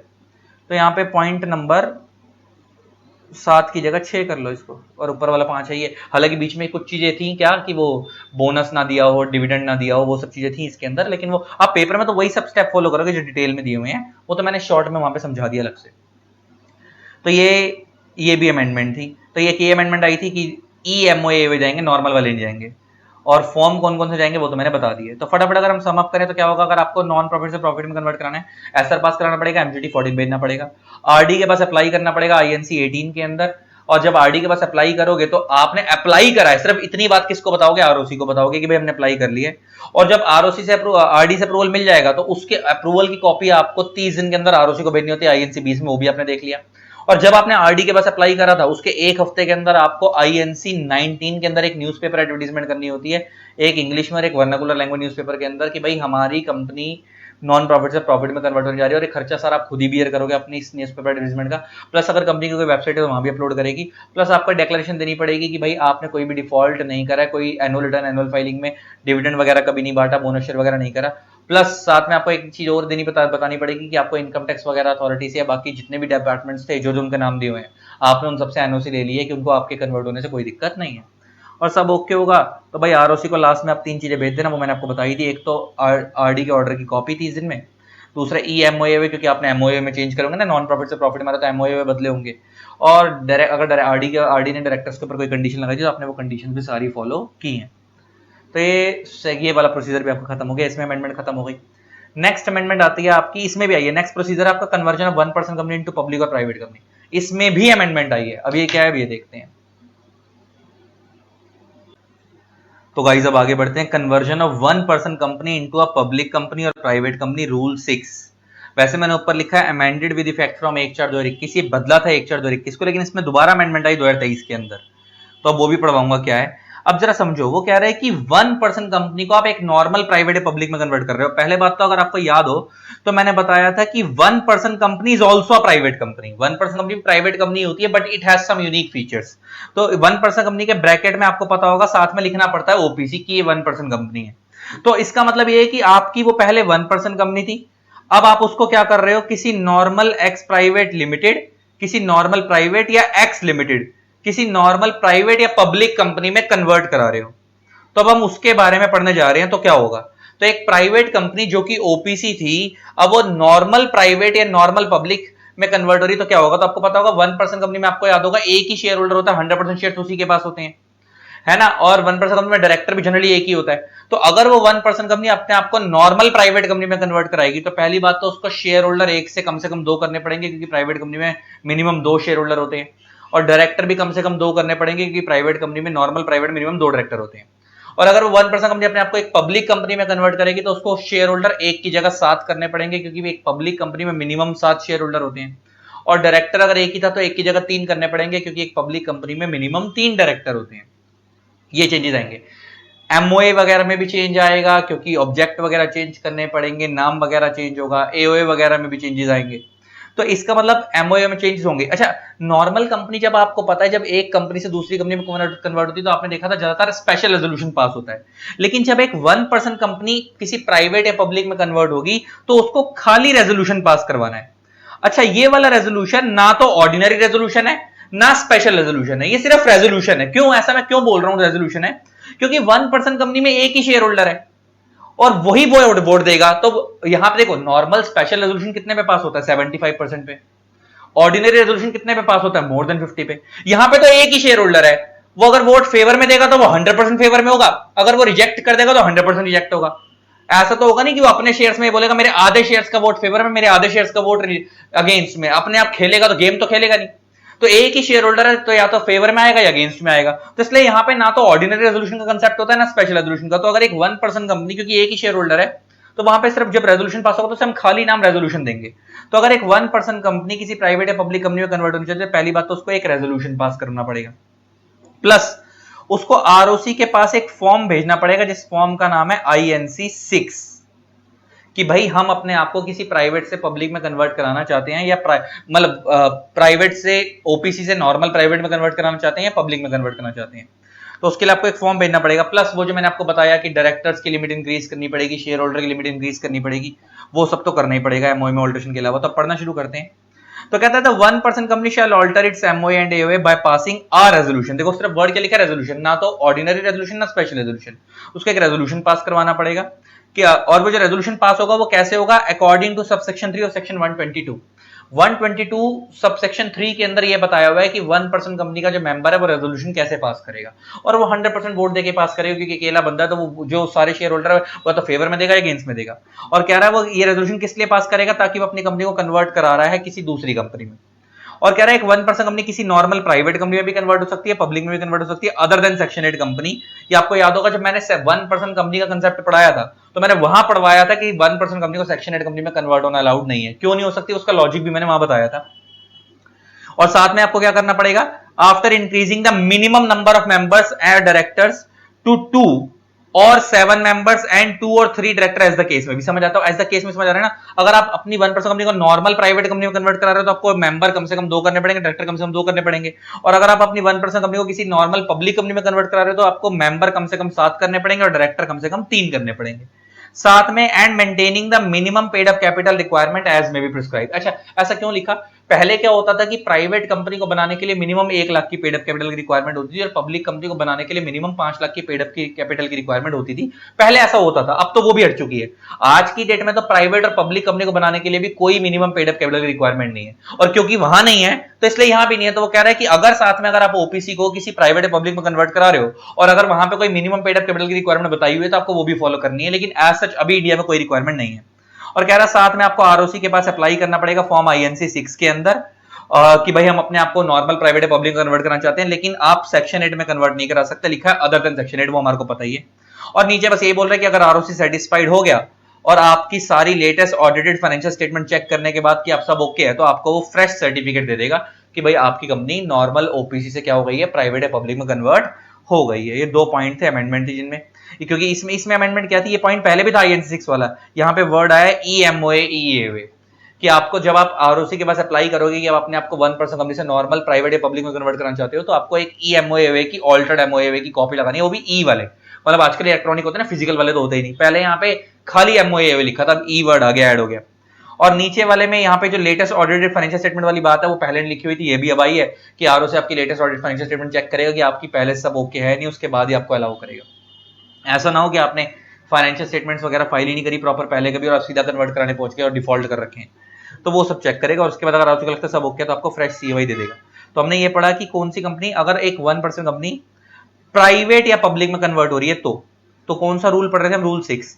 अब आता है उल्टा, अगर एक प्राइवेट कंपनी अपने आप को 1% कंपनी में कन्वर्ट करना चाहती है, अच्छा 1% कंपनी तो प्राइवेट और पब्लिक दोनों में कन्वर्ट हो सकती है, लेकिन एक अगर आपको उल्टा आना है, अगर आपको प्राइवेट से OPC में आना है तो अलाउड है, लेकिन पब्लिक कंपनी कभी भी 1% कंपनी में कन्वर्ट नहीं हो सकती। आप समझो उसका लॉजिक है। 1% कंपनी का मतलब क्या है, एक ही शेयर होल्डर है, 100% शेयर उसी के पास है। अच्छा प्राइवेट कंपनी में लिमिटेड शेयर होल्डर होते हैं, तो आप अगर प्राइवेट को OPC में कन्वर्ट कराना चाहते हो तो वहां पे किसी एक शेयर होल्डर को बाकी सबको मनाना पड़ेगा कि तुम अपने सारे शेयर मेरे को दे दो, ताकि एक ही शेयर होल्डर हो जाए और सब 100% शेयर उसी के पास हो जाए, वो तो कन्वर्ट हो जाएगी। लेकिन पब्लिक कंपनी में इतने सारे शेयर होल्डर, आप किस किस को मनाओगे, किस किस को नहीं मनाओगे। इसका मतलब पब्लिक कंपनी को प्राइवेट में कन्वर्ट करना तो अलाउड है, वो तो आप ऊपर पढ़ाए हो, लेकिन पब्लिक कंपनी को डायरेक्ट OPC में कन्वर्ट करना अलाउड नहीं है। हाँ लेकिन उल्टा हो सकता है, OPC दोनों में कन्वर्ट हो सकती है, प्राइवेट में भी पब्लिक में भी। तो इससे हमने क्या सीखी, रूल 6 में हम ये पढ़ रहे हैं कि एक OPC को अगर प्राइवेट में कन्वर्ट करना है पब्लिक में कन्वर्ट करना है तो क्या प्रोसीजर होगा, वो हमने देख लिया। रूल 7 में हम ये पढ़ रहे हैं कि एक प्राइवेट को अगर OPC में कन्वर्ट करना है तो क्या प्रोसीजर होगा, पब्लिक कंपनी को OPC में कन्वर्ट करना अलाउड नहीं है। अगर पब्लिक कंपनी को आपको 1% कंपनी में कन्वर्ट करना है तो पहले उसे प्राइवेट में कन्वर्ट करो, बाद में फिर उसको OPC में कन्वर्ट करना। तो अब हम पढ़ते हैं कि एक प्राइवेट कंपनी अगर OPC में कन्वर्ट होना चाहती है तो क्या करना पड़ेगा। तो कह रहा है अच्छा यहां तो प्राइवेट कंपनी में अगर OPC में आती है तो यहां पे स्पेशल रेजोल्यूशन पास करवाना पड़ेगा। यहां तो करवा सकते हो ना, देखो OPC से जब आप नॉर्मल प्राइवेट वॉल्यूम में जा रहे थे तो खाली वर्ड रेजोल्यूशन आ रहा था, क्योंकि वहां पे एक ही शेयर होल्डर है, वो तो या तो फेवर में पास करेगा अगेंस्ट में, इसलिए वहां पे स्पेशल रेजोल्यूशन का कोई नाम नहीं था। लेकिन अगर प्राइवेट कंपनी से अगर आप OPC में आ रहे हो तो वहां पे तो एक से ज्यादा शेयर होल्डर पहले से थे ना, प्राइवेट में तो एक से ज्यादा शेयर होल्डर होते ही हैं, मिनिमम 2 होते हैं और 2 से ज्यादा भी हो सकते हैं, 200 तक होते हैं, तो वहां तो आप स्पेशल रेजोल्यूशन पास करवा सकते हो। तो इसका अलावा अगर आप एक प्राइवेट कंपनी को OPC में कन्वर्ट कराना चाहते हो सबसे पहले तो आपको SR पास करना पड़ेगा, और आपको पता है अगर SR पास हो रहा है तो MGT 14 तो जाएगा ही जाएगा। और वो प्राइवेट कंपनी सेक्शन 8 कंपनी नहीं होनी चाहिए, मतलब नॉन प्रॉफिट कंपनी नहीं होनी चाहिए, क्योंकि आपको पता है नॉन प्रॉफिट कंपनी कभी भी 1% कंपनी नहीं बन सकती। अच्छा साथ में कह रहा है आपको रेजोल्यूशन पास करने से पहले एक NOC लेनी पड़ेगी कंपनी के मेंबर्स और क्रेडिटर से, मतलब क्योंकि प्राइवेट कंपनी में एक से ज्यादा शेयर होल्डर है, अब सारी शेयर होल्डिंग एक ही बंदे के पास ली जाएगी कन्वर्ट होने के बाद, अगर वो प्राइवेट OPC में कन्वर्ट करेगी तो सिर्फ एक ही शेयर होल्डर रह जाएगा ना, तो इसलिए उस प्राइवेट कंपनी को अपने सारे मेंबर्स और क्रेडिटर्स से परमिशन लेनी पड़ेगी, नो ऑब्जेक्शन सर्टिफिकेट लेना पड़ेगा कि उनको इस कन्वर्जन से कोई दिक्कत नहीं है। साथ में आपको एक MGT 14 फाइल करना पड़ेगा ROC को SR पास होने के रीजन में, वो तो हमें पता ही है कि SR पास होता है MGT 14 तो जाएगा। साथ में यहां पे भी आपको INC 6 ही जाएगा, इसका INC 6 दोनों जगह सेम ही है।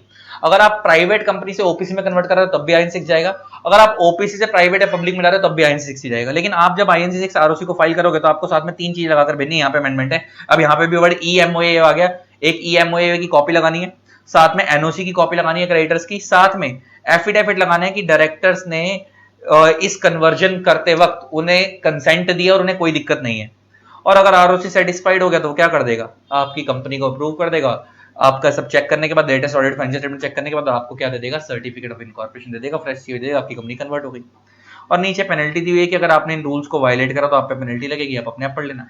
बस इतना ही याद करना है, इसमें सारी अमेंडमेंट्स भी खत्म हो गई आपकी जो मेन इस चैप्टर से आई थी, प्लस आगे के जो प्रोसीजर है conversion of company into LLP वगैरह वगैरह आगे 3-4 और भी हैं, वो आपके लिए रीड ओनली है, वो ज्यादा टफ नहीं है, सिंपल है, आप रीड करोगे अपने आप समझ आ जाएगा, उनमें कोई अमेंडमेंट वगैरह भी खास नहीं है। मेन जो अमेंडमेंट मैंने वो भी करा दी।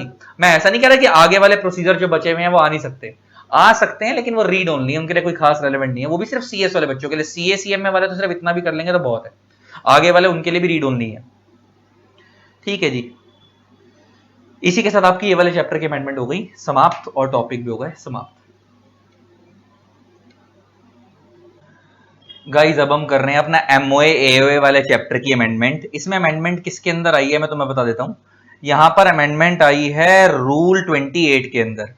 अब ये रूल 28 में क्या अमेंडमेंट आई है मैं बताता हूं। पहले तो टॉपिक कौन सा है, change within the same state from the jurisdiction of one ROC to another ROC। अब आपको याद होगा, अगर आपको सिंपल सा, आपको मैंने बताया था कि जनरली आरओसी जनरली जो होता है वो 1 फॉर ईच स्टेट होता है। आरओसी जनरली क्या होता है, 1 फॉर ईच स्टेट होता है। लेकिन इसकी कुछ एक्सेप्शंस होती हैं, कुछ कुछ स्टेट ऐसी है जहां पे एक ही स्टेट के अंदर 2 आरओसी हैं। जैसे एग्जांपल लेके मैंने तुम्हारे को बताया था कि महाराष्ट्र के अंदर 2 आरओसी हैं, एक है आरओसी मुंबई एंड एक है आरओसी पुणे। सेम तमिलनाडु के अंदर भी 2 आरओसी हैं, तमिलनाडु के अंदर भी 2 आरओसी हैं, एक है आरओसी चेन्नई और एक है आरओसी कोयंबटूर। तो अब हो क्या रहा है, मान लो कोई कंपनी आरओसी दिल्ली से आरओसी मुंबई से आरओसी पुणे शिफ्ट हो रही है। मान लो पहले कोई कंपनी मुंबई में सिचुएटेड थी, तो उसके ऊपर आरओसी मुंबई के आरओसी लगता था, उनके मतलब वो कंपनी मुंबई वाले आरओसी के जुरिस्डिक्शन में आती थी। जुरिस्डिक्शन का मतलब होता है दायरा। वो कंपनी मुंबई आरओसी को अपनी डॉक्यूमेंटेशन फाइल करती थी। लेकिन मान लो अगर वो कंपनी अपना रजिस्टर्ड ऑफिस मुंबई से पुणे शिफ्ट कर लेती है, तो स्टेट तो सेम रहेगी, स्टेट तो आज भी महाराष्ट्र रहेगी, लेकिन आरओसी का दायरा बदल जाएगा। पहले वो आरओसी मुंबई के कंट्रोल में थी, अब वो आरओसी पुणे के कंट्रोल में आ जाएगी।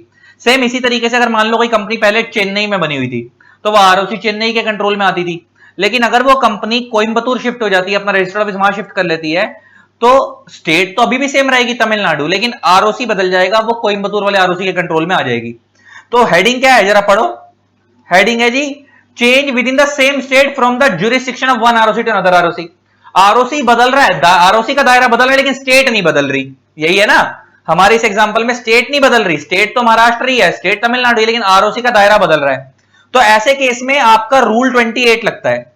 तो रूल 28 लगता है, उस केस में क्या होता है कि जब आपकी कंपनी ऐसा करती है तो आपको शेयर होल्डर से परमिशन लेनी पड़ती है, स्पेशल रेजोल्यूशन पास करवाना पड़ता है, आरडी से परमिशन लेनी पड़ती है, रीजनल डायरेक्टर से परमिशन लेनी पड़ती है, वो सब तो लेना ही होता है। साथ में ना रूल 28 ये बोलता था कि आरडी के पास, यहां पे रूल 28 ये बोलता था, an application seeking the confirmation from the RD from shifting of registered office from the one state to another state shall be filed in form INC 23। तो रूल 28 ये बोलता था कि जब आपको आरडी से परमिशन लेनी पड़ेगी रीजनल डायरेक्टर से, तो आपको परमिशन लेने के लिए आरडी के पास एक फॉर्म फाइल करना पड़ेगा, फॉर्म नंबर आईएनसी 23। उसके साथ कुछ डॉक्यूमेंट लगाकर फाइल करने पड़ते थे। ये डॉक्यूमेंट पहले भी थे, आज भी हैं, बस अमेंडमेंट पता क्या आई है, देखो यहां पे वर्ड क्या लिखा है, लिखा है यहां पे, देखो यहां पे क्या लिखा हुआ है, shall be filed by the company with the RD in form number INC 23 along with the fees and following details and documents। यहां पे वर्ड क्या आ रहा है, फॉलोइंग डिटेल्स एंड डॉक्यूमेंट। हमने ब्रैकेट में लिखा earlier it was following documents. अच्छा समझो, ये बहुत सारे ना, इसमें से डॉक्यूमेंट नहीं है। देखो जैसे आप बोर्ड रेजोल्यूशन की कॉपी फाइल कर रहे हो, this is document, special resolution की कॉपी फाइल कर रहे हो, दिस इज डॉक्यूमेंट। लेकिन आप डिक्लेरेशन दे रहे हैं डायरेक्टर्स की भाई हमारी कंपनी में किसी ने भी डिफॉल्ट नहीं करा, ये एक इंफॉर्मेशन है ना, ये एक डिटेल है। डेक्लेरेशन फाइल कर रहे हैं कि भाई हमने हमारा कोई भी केस कोर्ट में पेंडिंग नहीं है, ये एक इंफॉर्मेशन है। तो ये जो इंफॉर्मेशन है ना, तो इसलिए यहां पे इन्होंने वर्ड लिखा डिटेल्स एंड डॉक्यूमेंट्स। पहले वर्ड क्या था, खाली डॉक्यूमेंट वर्ड था कि आपको आरओसी को कुछ डॉक्यूमेंट फाइल करने होते हैं। अब उसको अमेंडमेंट करके वर्ड क्या कर रहा है, डिटेल्स एंड डॉक्यूमेंट, बस यही अमेंडमेंट है। ये चीजें जो फाइल होती हैं वो होती हैं। ले देखे इस रूल 28 में क्या अमेंडमेंट है कि जब भी कोई कंपनी अपना आरओसी का दायरा चेंज करेगी, तो स्टेट चेंज नहीं हो रही लेकिन आरओसी का दायरा चेंज हो रहा है, तो ऐसे केस में उस कंपनी को शेयर होल्डर से भी परमिशन लेनी पड़ती है, प्लस आरडी से भी परमिशन लेनी पड़ती है। और एज पर रूल 28 उसको आरडी से परमिशन लेने के लिए कौन सा फॉर्म फाइल करना पड़ता है, आरडी को फॉर्म नंबर आईएनसी 23 फाइल करना होता है। उसके साथ उसको कुछ डिटेल्स फाइल करनी होती है और कुछ डॉक्यूमेंट फाइल करने होते हैं। पहले यहां पे सिर्फ इतना लिखा हुआ था कि उस कंपनी को आईएनसी 23 के साथ कुछ डॉक्यूमेंट फाइल करने हैं। तो अमेंडमेंट लाकर उन्होंने क्या वर्ड यूज करा है, खाली डॉक्यूमेंट्स नहीं है, कुछ डिटेल्स हैं एंड कुछ डॉक्यूमेंट्स हैं जो फाइल करने। और मैंने ब्रैकेट में लिखा earlier it was following, earlier यहां पे लिखा हुआ था कि पहले ना यहां पे ऐसे लिखा हुआ था form number INC 3 along with the fees and following documents, पहले इतना लिखा हुआ था। अब आ गया word following details and documents, बस ये अमेंडमेंट है। बस एक ये अमेंडमेंट है। ये तो हो गई कौन से वाले केस में कि जब आरओसी का दायरा बदल रहा है लेकिन स्टेट नहीं बदल रही।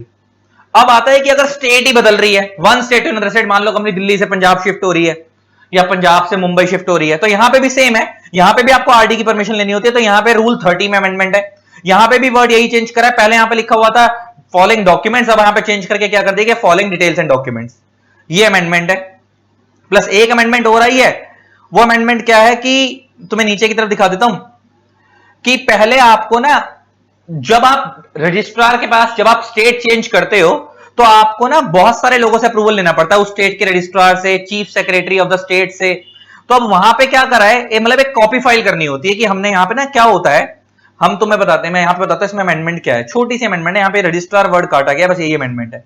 ये क्या अमेंडमेंट है तो मैं समझाता हूँ छोटा सा, और एक नीचे एक प्रोवाइजो ऐड किया गया है, ये क्या है ये भी समझा देता हूँ। क्या होता है, अभी तुमने जैसे ऊपर पढ़ा कि भाई अगर कोई कंपनी अगर आरओसी का दायरा चेंज कर रही है तो उसको आरडी से परमिशन लेनी पड़ती है आईएनसी 23 में। तो सेम यहां पे भी है, अगर कोई कंपनी स्टेट चेंज कर रही है तो उसको आरडी से परमिशन लेनी पड़ेगी फॉर्म नंबर आईएनसी 23 में। मगर यहां पे रूल 30 है, वहां पे रूल 28 लग रहा था उस वाले सेक्शन के लिए। फर्क क्या है, और यहां पे एक अमेंडमेंट तो यही थी कि फॉलोइंग डिटेल्स एंड डॉक्यूमेंट लगेंगे। उस डिटेल्स में क्या क्या लगेगा, एक एमओए की कॉपी, मिनट्स की कॉपी, क्योंकि मैंने बताया ना शेयर होल्डर से परमिशन लेनी पड़ती है, बोर्ड डायरेक्टर्स की कॉपी, डायरेक्टर से जब बोर्ड रेजोल्यूशन पास करवाया। उसी के अंदर एक चीज लाई गई है, हमको ना आरओसी को एक चीज और फाइल करनी होती है कि देखो तुमने आरडी, ये तुमको ना आरडी को ये भी बताना पड़ता था कि हमने आरओसी के पास भी अप्लाई कर लिया है, चीफ सेक्रेटरी के पास भी अप्लाई कर रखा है, और यूनियन, और अगर आपकी स्टेट कोई यूनियन टेरिटरी है, जैसे दिल्ली यूनियन टेरिटरी है, तो वहां पे उसको आपको chief secretary of union territory के पास आपको एप्लीकेशन लगानी पड़ती है साथ में। और अगर आपकी स्टेट है, जैसे यूपी स्टेट है, तो आपको वहां की स्टेट चीफ सेक्रेटरी के पास क्या लगानी पड़ती है, एप्लीकेशन लगानी पड़ती है कि भाई हमारी कंपनी क्या हो रही है, शिफ्ट हो रही है एक स्टेट से दूसरी स्टेट में, और जो आपने वहां एप्लीकेशन लगाई है उसकी एक एक्नॉलेजमेंट कॉपी आपको इस आईएनसी 23 में लगाकर देनी होती है। अब वो क्या कह रहा है कि जो आप एक्नॉलेजमेंट कॉपी है वो चीफ सेक्रेटरी वाली तो लगानी है, लेकिन जो आपने आरओसी के पास अप्लाई करा है उसकी कॉपी नहीं लगानी, क्योंकि ऑब्वियस सी बात है ना, आरओसी के पास अप्लाई करा, आरओसी आरडी का तो आपस में कम्युनिकेशन होता ही है, तो आरओसी को आरडी को तो आरओसी के पास से वैसे ही पता लग जाएगा। तो यहां पे ना हमारे को क्या करना होता है, सिर्फ ये कि छोटी सी अमेंडमेंट क्या आई है कि पहले क्या होता था कि हमारे को आरओसी के पास, अब यहां से रजिस्टर वर्ड काटा है और यहां पे क्या करा गया है, इसमें इन्होंने क्या लिखा है, पहले मैंने बताया ना, हम जब आरडी के पास एप्लीकेशन लगाते थे, तो आरडी के पास एप्लीकेशन हम पहले लगाते थे, तो हम क्या करते थे कि आरडी के पास एप्लीकेशन लगाने से पहले आरओसी को इंटीमेट कर देते थे कि भाई हम रजिस्टर्ड ऑफिस शिफ्ट कर रहे हैं, प्लस उस स्टेट के चीफ सेक्रेटरी को भी इंटीमेट कर देते हैं हम रजिस्टर्ड ऑफिस शिफ्ट कर रहे हैं, और हमने उनको इंटीमेट कर दिया, उसकी एक कॉपी आरडी को बतानी पड़ती थी। लेकिन अब वो कह रहा है कि रजिस्ट्रार वर्ड यहां से काट दिया, अब रजिस्ट्रार वाली जो आपने रजिस्ट्रार को बात बताई है वो अब आपको आरडी को नहीं बतानी, क्यों, उसका लॉजिक नीचे है। उसका लॉजिक ये है कि वो ये कह रहा है कि provided that the applicant need not submit separate copy of the application with the registrar and intimation of the filing of application form number INC3 with the RD shall be shared with the ROC through MCA portal। आ गई बात, इसका मतलब ये है MCA system. इसका मतलब ये है कि अब आप RD के पास अप्लाई करो, RD अपने आप ROC को बता देगा। पहले क्या होता था कि आपकी कंपनी अगर मान लो एक स्टेट से दूसरी स्टेट में शिफ्ट कर रही है, तो आपको ROC को भी बताना पड़ता था, चीफ सेक्रेटरी को भी बताना पड़ता था उस स्टेट के, और फिर वो ROC के जब आपने बताया कि आपने जब आरओसी को बताते थे कि मैं शिफ्ट कर रहा हूं यहां से, तो आरडी को आपको बताना पड़ता था कि भाई हमने आरओसी को भी बता दिया है। मतलब आपको 3 बार कम्युनिकेशन करना पड़ रहा है, पहले आरओसी के पास, फिर चीफ सेक्रेटरी के पास, और तीसरा आरडी के पास। पहले ये होता था, तो यहां पे लिख देते हैं, अर्लियर हमारे को 3 लोगों को इंटीमेट करना होता था। अर्लियर आरओसी को, चीफ सेक्रेटरी ऑफ स्टेट, या फिर अगर आपकी स्टेट नहीं है यूनियन टेरिटरी तो यूटी, और तीसरा आरडी। पहले आपको इन 3 लोगों को इंटीमेट करना होता था। अर्लियर इन 3 लोगों को इंटीमेशन जाता था कि भाई हमारी कंपनी दूसरी स्टेट में जा रही है, और जो इन दोनों लोगों को आपने इंटीमेट करा कि भाई हमारी स्टेट कंपनी एक स्टेट से दूसरी स्टेट में जा रही है, इनके इंटीमेशन की कॉपी आरडी को देनी होती थी। लेकिन अब वो कह रहा है आपको खाली 2 ही लोगों को इंटीमेट करना है, एक तो चीफ सेक्रेटरी को एंड दूसरा आरडी को। अब आरओसी को इंटीमेट करने की जरूरत नहीं है, आरडी को वो कह रहा है चीफ, ये जो आरडी है ये ऑटोमेटिक आरओसी को इन्फॉर्म कर देगा। आप आरडी को आईएनसी 23 फाइल करोगे ना, तो ऑटोमेटिक इन्फॉर्म कर देगा किसको, आरओसी को, कि भाई ये तुम्हारी स्टेट की कंपनी इस स्टेट में जा रही है, बात खत्म। तो आरडी ही आरओसी को इंटीमेट कर देगा, एमसीए के पोर्टल से ऑटोमेटिक इंफॉर्मेशन चली जाएगी वहां पे। अब आपको अलग से आरओसी को इंटीमेट करने की जरूरत नहीं है, और उसकी कॉपी यहां पे आरडी को लगाने की जरूरत नहीं है। बस यही अमेंडमेंट थी, ठीक है जी। तो ये एमओए वाले चैप्टर की अमेंडमेंट थी, खत्म हो गई आपकी।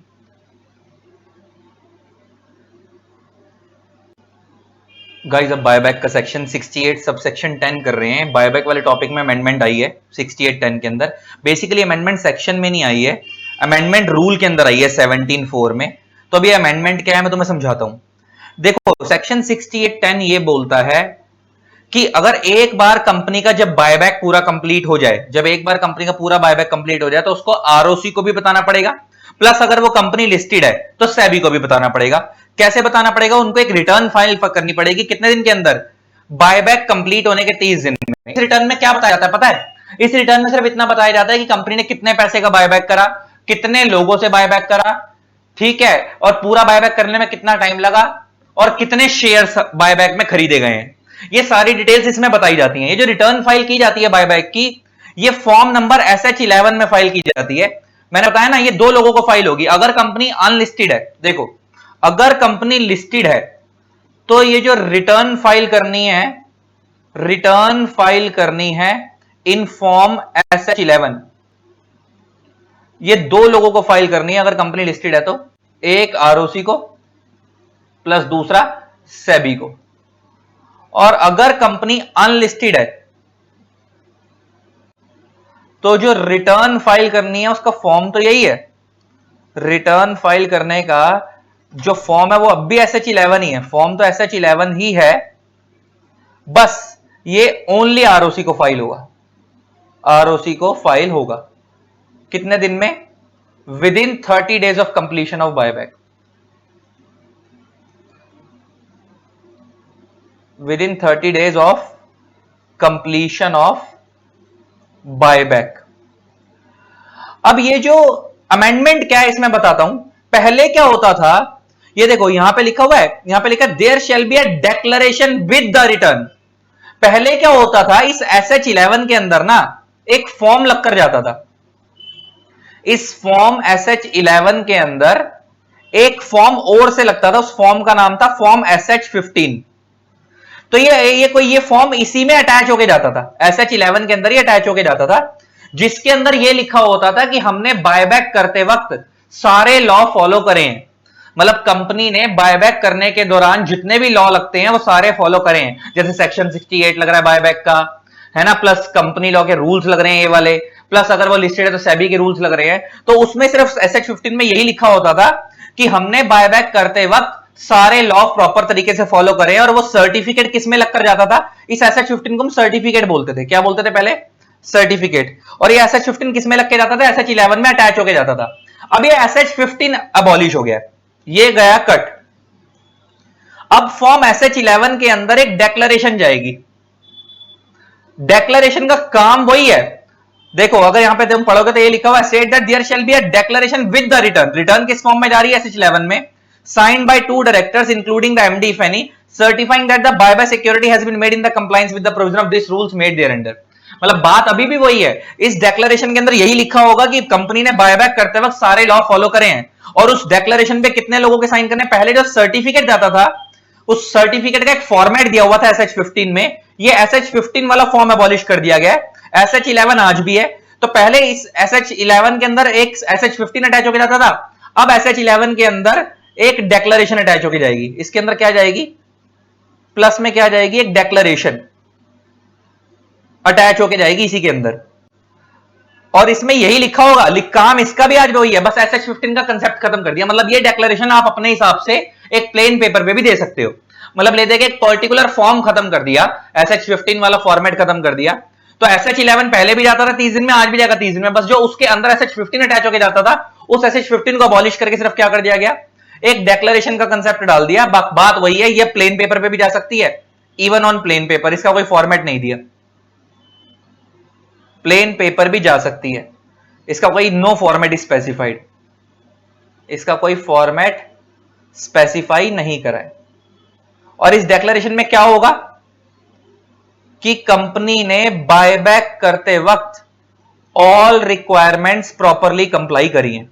इसमें सिर्फ यही लिखा होगा कि एक बायबैक करने के लिए जो भी रिक्वायरमेंट्स होती हैं इस कंपनी ने प्रॉपरली कंप्लाई करी हैं, फॉलो करी हैं, बस यही लिखा है इस डिक्लेरेशन पर। इस डिक्लेरेशन पे कंपनी में 2 डायरेक्टर्स के साइन करवाने हैं, और अगर कंपनी में एमडी है, अगर कंपनी में एमडी है तो एक डायरेक्टर प्लस एक एमडी, एक मैनेजिंग डायरेक्टर।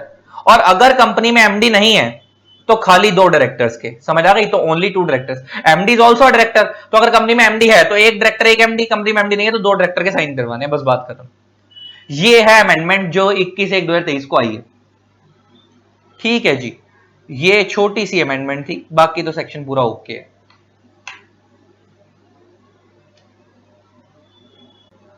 अब आइए गाइस डायरेक्टर्स चैप्टर में अमेंडमेंट।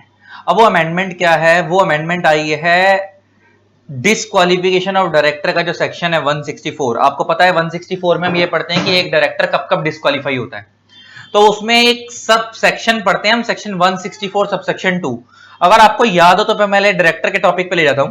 तो हमने डिस्क्वालिफिकेशन पढ़ी थी कि अगर आप कोई डायरेक्टर अगर इनमें से किसी भी ग्राउंड में आ गया तो वो डायरेक्टर नहीं बन सकता। जैसे 164(1) में कुछ ग्राउंड दिए होते, इसमें लिखा था कि अगर वो डायरेक्टर अनसॉन माइंड हो गया, वो अनडिस्चार्ज इंसॉल्वेंट हो गया, ये सब चीज हमने पढ़ी थी ना, तो वो किसी भी कंपनी, तो वो डायरेक्टर नहीं बन सकता, हमने ये सब पढ़ा था। 164(2) के अंदर हमने ये पढ़ा था कि जिस कंपनी में वो डायरेक्टर है, अगर वो कंपनी इनमें से कोई डिफॉल्ट करती है तो भी वो डायरेक्टर डिस्क्वालीफाई हो जाएगा। तो 164(1) और 164(2) में क्या फर्क था? 164(1) में डायरेक्टर अपनी गलती की वजह से आउट होता है, वो डिस्क्वालीफाई हो जाता है, और 164(2) में वो अपनी गलती की वजह से आउट नहीं होता, उसकी कंपनी ने डिफॉल्ट करा होता है, इस वजह से वो आउट हो जाता है। तो 164 में जैसे वो इंसॉल्वेंट हो गया, वो अनसाउंड माइंड हो गया, तो वो उसकी खुद की चीजें हैं। लेकिन 164(2) में कि अगर कंपनी ने 3 साल तक फाइनेंशियल स्टेटमेंट फाइल नहीं करी आरओसी को, या कंपनी ने अगर लोगों से डिपॉजिट्स का पैसा लिया हुआ था वो वापस नहीं करा, या डिबेंचर्स का पैसा लिया हुआ था वो वापस नहीं करा, या उसका इंटरेस्ट पे नहीं करा 1 साल से ज्यादा के लिए, तो उसके डायरेक्टर डिस्क्वालीफाई हो जाएंगे। और तो इसका मतलब 164(1) के अंदर वो अपनी गलती से आउट होता है, 164(2) के अंदर वो कंपनी अगर ये हरकत करती है तो वो आउट होता है। अब जो अब अमेंडमेंट है वो क्या है? वो 164(2) से है। कंपनी लॉ में एक चीज कही जाती है कि अगर कोई भी डायरेक्टर सेक्शन 164(2) की वजह से डिस्क्वालीफाई हुआ है तो उसको अपनी कंपनी को इंटीमेट करना पड़ेगा, जिस भी कंपनी में वो जाने वाला है इंटीमेट करना पड़ेगा, बताना पड़ेगा इन फॉर्म DIR 8 कि भाई मैं डिस्क्वालीफाई हो गया हूं, क्योंकि 164(2) ये बोलता है, 164(2) ये बोलता है कि अगर एक बार आप डिस्क्वालीफाई हो गए तो आप उस कंपनी से तो आउट हो गए यहां पे लिखा है, अगर कोई company, no person who is और has been a director of a company which has not filed financial statement or annual returns for any continuous period of 3 financial years, अगर कोई कंपनी 3 साल तक फाइनेंशियल स्टेटमेंट या annual return ROC को file नहीं करती, या कोई कंपनी अगर फेल टू पे डिपॉजिट हो जाती है या उसका इंटरेस्ट, या फेल टू पे डिबेंचर्स या उसका इंटरेस्ट, या फेल टू पे डिविडेंड या उसका इंटरेस्ट, अगर उसको रिडीम करने में डिफॉल्ट करती है 1 साल या उससे ज्यादा, तो वो जो डायरेक्टर है शेल बी, यहां से स्टार्ट कैसे हो रहा है? नो से, तो no person shall be eligible, तो इसको आप ऐसे पढ़ोगे कि वो अलाउड नहीं है to be reappointed as a director of that company और अपॉइंटेड इन अदर कंपनी, मतलब उधर से तो आउट होगा और बाकी किसी और कंपनी में भी वो 5 साल तक डायरेक्टर नहीं बन सकता। इसकी इंटरप्रिटेशन ये है कि अगर मान लो वो एक्स लिमिटेड है में डायरेक्टर था, अगर मान लो एक्स लिमिटेड के अंदर सेक्शन 164(2) का डिफॉल्ट हुआ, एक्स लिमिटेड के अंदर अगर मान लेते हैं सेक्शन 164(2) का क्या हुआ? डिफॉल्ट हुआ, और मान लो अगर वहां पे मिस्टर ए नाम का डायरेक्टर था, और मान लो ये मिस्टर ए वाई लिमिटेड में भी डायरेक्टर था और जेड लिमिटेड में भी डायरेक्टर था, ये मिस्टर ए इन दोनों कंपनियों में भी क्या था? डायरेक्टर था, यहां भी डायरेक्टर था और यहां भी डायरेक्टर था, मतलब ये मिस्टर ए 3 जगह डायरेक्टर था, एक्स में भी, वाई में भी, जेड में भी। वाई और जेड ओके हैं, ये सब ओके हैं, डिफॉल्ट सिर्फ इसने करा एक्स ने 164(2) का, तो ये यहां एज पर 164(2) ये यहां से तो वेकेट करेगा, ये डिस्क्वालीफाई होगा, प्लस ये इन दोनों कंपनियों से भी आउट हो जाएगा, क्योंकि वहां पे क्या लिखा हुआ है? जिस कंपनी के अंदर वो डिस्क्वालिफिकेशन होगी तो वो उस कंपनी में भी रीअपॉइंट नहीं हो सकता, मतलब वहां से तो आउट। अच्छा, ये आउट होने वाली बात यहां से कहां लिखी है दैट कंपनी वाली? वो 167 में लिखी है वेकेशन ऑफ ऑफिस में, कि वो इस कंपनी से भी आउट होगा, plus in any other company भी अपॉइंट नहीं हो सकता 5 साल के लिए। तो मतलब वो जिस कंपनी में वहां से भी आउट होगा, प्लस वो बाकी कंपनी से भी आउट होगा, और वो किसी और कंपनी में डायरेक्टर बनना चाहता तो 5 साल तक वहां भी नहीं बन सकता, मतलब उसको हर कंपनी से आउट होना पड़ेगा, ले देके वो किसी और कंपनी में भी पॉइंट नहीं हो सकता। तो अगर वो यहां पे डिफॉल्ट करा और वो वाई और जेड में, चलो इससे तो आउट हो गया, अब वाई और जेड में बनना चाहता है वहां भी नहीं बन सकता, अगर था तो वहां से भी आउट होगा। तो ये तो 164(2) का नॉर्मल प्रोविजन है, और अगर वो किसी और कंपनी में जाना भी चाहता तो उनको बताएगा कि भाई मैं डिस्क्वालीफाई हूं, 5 साल तक नहीं हो सकता, तो उसको किस फॉर्म में बताना होता है? फॉर्म नंबर DIR 8 में बताना होता है कि भाई मैं 164(2) में मेरी कंपनी डिफॉल्ट करा था, उसकी वजह से मैं डिस्क्वालीफाई हो गया। तो जब ये फॉर्म DIR 8 कंपनी को सबमिट करेगा, ये तो कंपनी को इंटीमेट कर रहा है, तो ये कंपनी आरओसी को इंटीमेट करेगी, आरओसी को बताएगी कि भाई हमारी कंपनी के ये डायरेक्टर क्या हो गए हैं? डिस्क्वालीफाई हो गए हैं, और ये जो कंपनी बताएगी आरओसी को, वो बताएगी इन फॉर्म नंबर DIR 9। यही अमेंडमेंट है बस। आप बताओगे कंपनी को फॉर्म DIR 8 में कि भाई मैं डिस्क्वालीफाई हो गया हूं, आपकी 164(2) की हरकत की वजह से, मतलब देखो इस कंपनी को तो पता ही होगा कि ये डिस्क्वालीफाई हो गया, लेकिन स्टिल इसको भी बताएगा, प्लस बाकी दोनों कंपनियों को थोड़ी पता है कि डिस्क्वालीफाई हो गया है, क्योंकि डिफॉल्ट तो इसने करा, बाकी दोनों ने नहीं करा, लेकिन 164(2) के अकॉर्डिंग इसको यहां से भी आउट होना पड़ेगा और बाकी दो से भी आउट होना पड़ेगा, तो इसको बाकी दो को भी बताना पड़ेगा कि भाई मैं 164(2) की वजह से क्या हो गया हूं, डिस्क्वालीफाई हो गया हूं। तो जैसे ही अपनी कंपनियों को DIR राइट सबमिट करेगा, वो कंपनियां आगे ROC को कौन सा फॉर्म भेजेंगे, DIR 9। अच्छा ऐसा नहीं है कि DIR 9 नया फॉर्म आया है, DIR 9 पहले भी होता था, लेकिन पहले DIR 9 के अंदर ना रोल क्या होता था, सिर्फ DIR 9 का इतना ही रोल होता था कि DIR 9 में ROC को सिर्फ ये बताना पड़ता था उस कंपनी को कि भाई हमारी कंपनी ने एनुअल रिटर्न में डिफॉल्ट करा है, फाइनेंशियल स्टेटमेंट डिफॉल्ट करा है, पहले सिर्फ इतना बताना होता था। अब ये भी बताना पड़ेगा कि हमारी इस हरकत की वजह से ये डायरेक्टर डिस्क्वालीफाई हो गए हैं। ये अमेंडमेंट आई है, मैंने नीचे की तरफ डाल दी है। As per rule 14(1)(a) whenever a company receives information in form DIR 8। अच्छा DIR 8 में कंपनी को किस चीज की इंफॉर्मेशन मिलती है कि भाई वो डायरेक्टर डिस्क्वालीफाई हो गया 164(2) की वजह से, तो कंपनी ROC को बताएगी 30 दिन के अंदर फॉर्म नंबर DIR 9 में। कब अमेंडमेंट आई है, 23/1/2023 को। तो मैं बार बार बोल रहा हूं DIR 9 नया नहीं आया है, DIR 9 पहले भी था, लेकिन पहले देखो 164(2) में जो डिफॉल्ट होता था ना कि हमने फाइनेंशियल स्टेटमेंट फाइल नहीं करी, एनुअल रिटर्न फाइल नहीं करी, डिपॉजिट्स फाइल नहीं करे, पहले DIR 9 में कंपनी को सिर्फ ये बताना होता था ROC को कि भाई हमने इन चीजों का डिफॉल्ट करा है। अब ये भी बताना पड़ेगा DIR 9 के अंदर जब DIR डायरेक्टर से रिसीव होगा कि भाई ये डायरेक्टर हमारी कंपनी से डिस्क्वालीफाई हो गए हमारे 164(2) के डिफॉल्ट की वजह से। तो डायरेक्टर बताएगा कंपनी को DIR 8 में, और कंपनी बताएगी 30 दिन के अंदर ROC को कि भाई हमारा ये डायरेक्टर 164(2) की वजह से क्या हो गया, डिस्क्वालीफाई हो गया। ठीक है जी, ये थी डायरेक्टर की अमेंडमेंट। चलो जी,